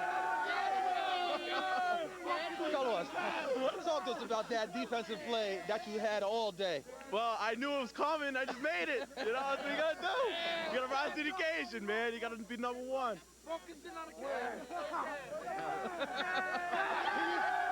He is truly a man possessed, right? Is Definitely a man possessed. All right. Wait, where are they? Oh, they didn't bring any? Well, I want to say, and I'm sure the folks in City 3 are very happy that we have a state champion right in Jersey City. We're going to go back up to the booth to Tony, Paul, and Joe Wisnowski. That's it. All right, take it away. Okay, thanks, Vernon. We couldn't hear everything that was going on down there, but it looks like there's a party in Montville. Well, we could hear it up here, up on top of the roof of the press box, because the crowd is yelling and screaming, and they've been overcome because no one expected this to be taking place. What has just happened? Tremendous shocker, probably one of the biggest upsets ever in the state of New Jersey. Well, listen, in my listening to what was going on in the interview, the players and the fans down there on the field that were crowding around everybody as they were being interviewed were just expressing their pride in being a Jersey City football team coming this far and doing this well. Yeah, Tony, you can't say enough for St. Peter's. They were a heavy underdog, at least 13 to 20 points. They put on a tremendous show in the second half. They showed that they can play Bergen County style football. They threw the football, and they threw it well. I mean, the plays were perfect. The pass plays were on the money, feet inside, just inside the end line. Jimmy Francesco, Paul Mulcahy, Tony Guma. Rich Hansen was not afraid to come out and air it out and show that St. Peter's could play this type of football and win this game. Well, I'm not to interrupt you, Tony, but what I was just St. Peter's, what they had done in the first half, coming back to the second half, was throw the ball more, and that's how they won the game, like I was expecting them to do. Well, we've talked about that. We said that they were going to have to throw the ball in the air a little bit more. They tried to establish a running game early in the first half and then began going to the air. They had some success, mixed success on the ground, but they had to continue to go up in the air in order to pull this game out, and that worked for them.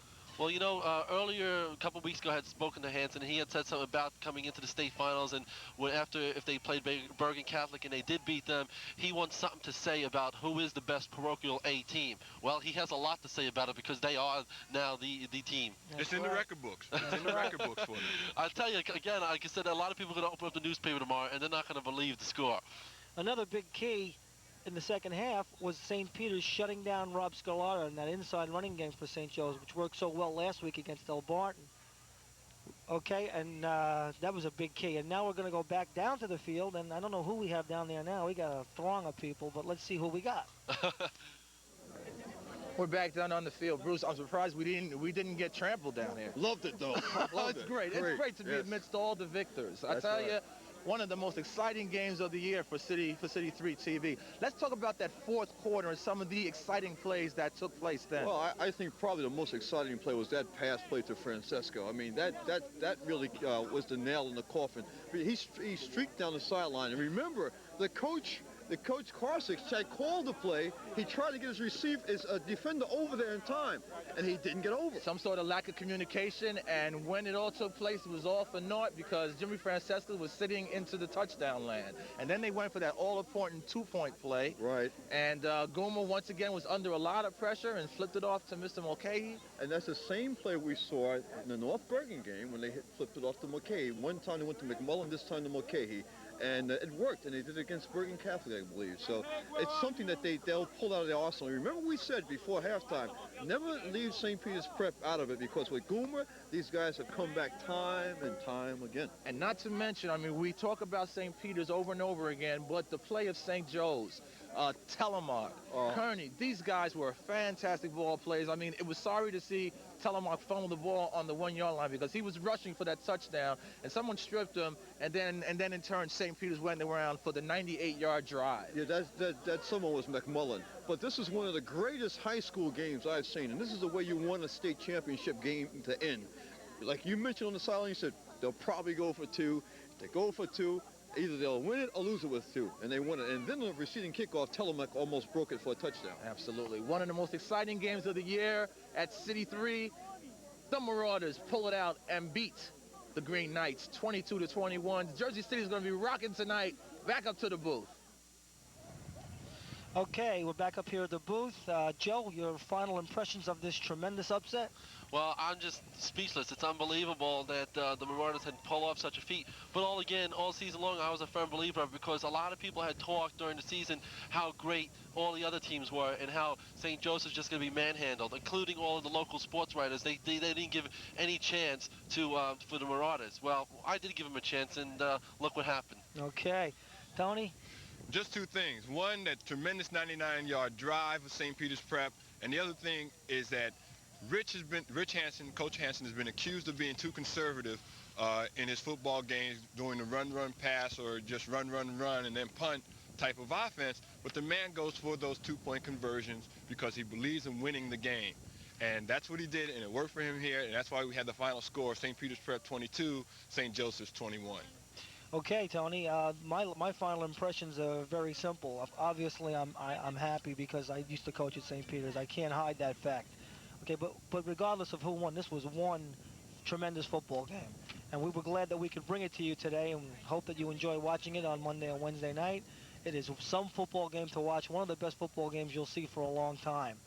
So for my colleagues Joe Wisniewski and Tony Powell and Vernon Prince and Bruce Dabney and all the crack crew led by Dr. Dennis Benjamin, who made this whole thing possible, we'd like to say goodbye to you. Thank you for watching all our football programs this year. This is our final one, and we will see you with the basketball season in a few weeks. Once again, the final score, St. Peter's Prep 22, St. Joseph's Regional 21. St. Joe's Regional 21. Thank you for watching, and please enjoy.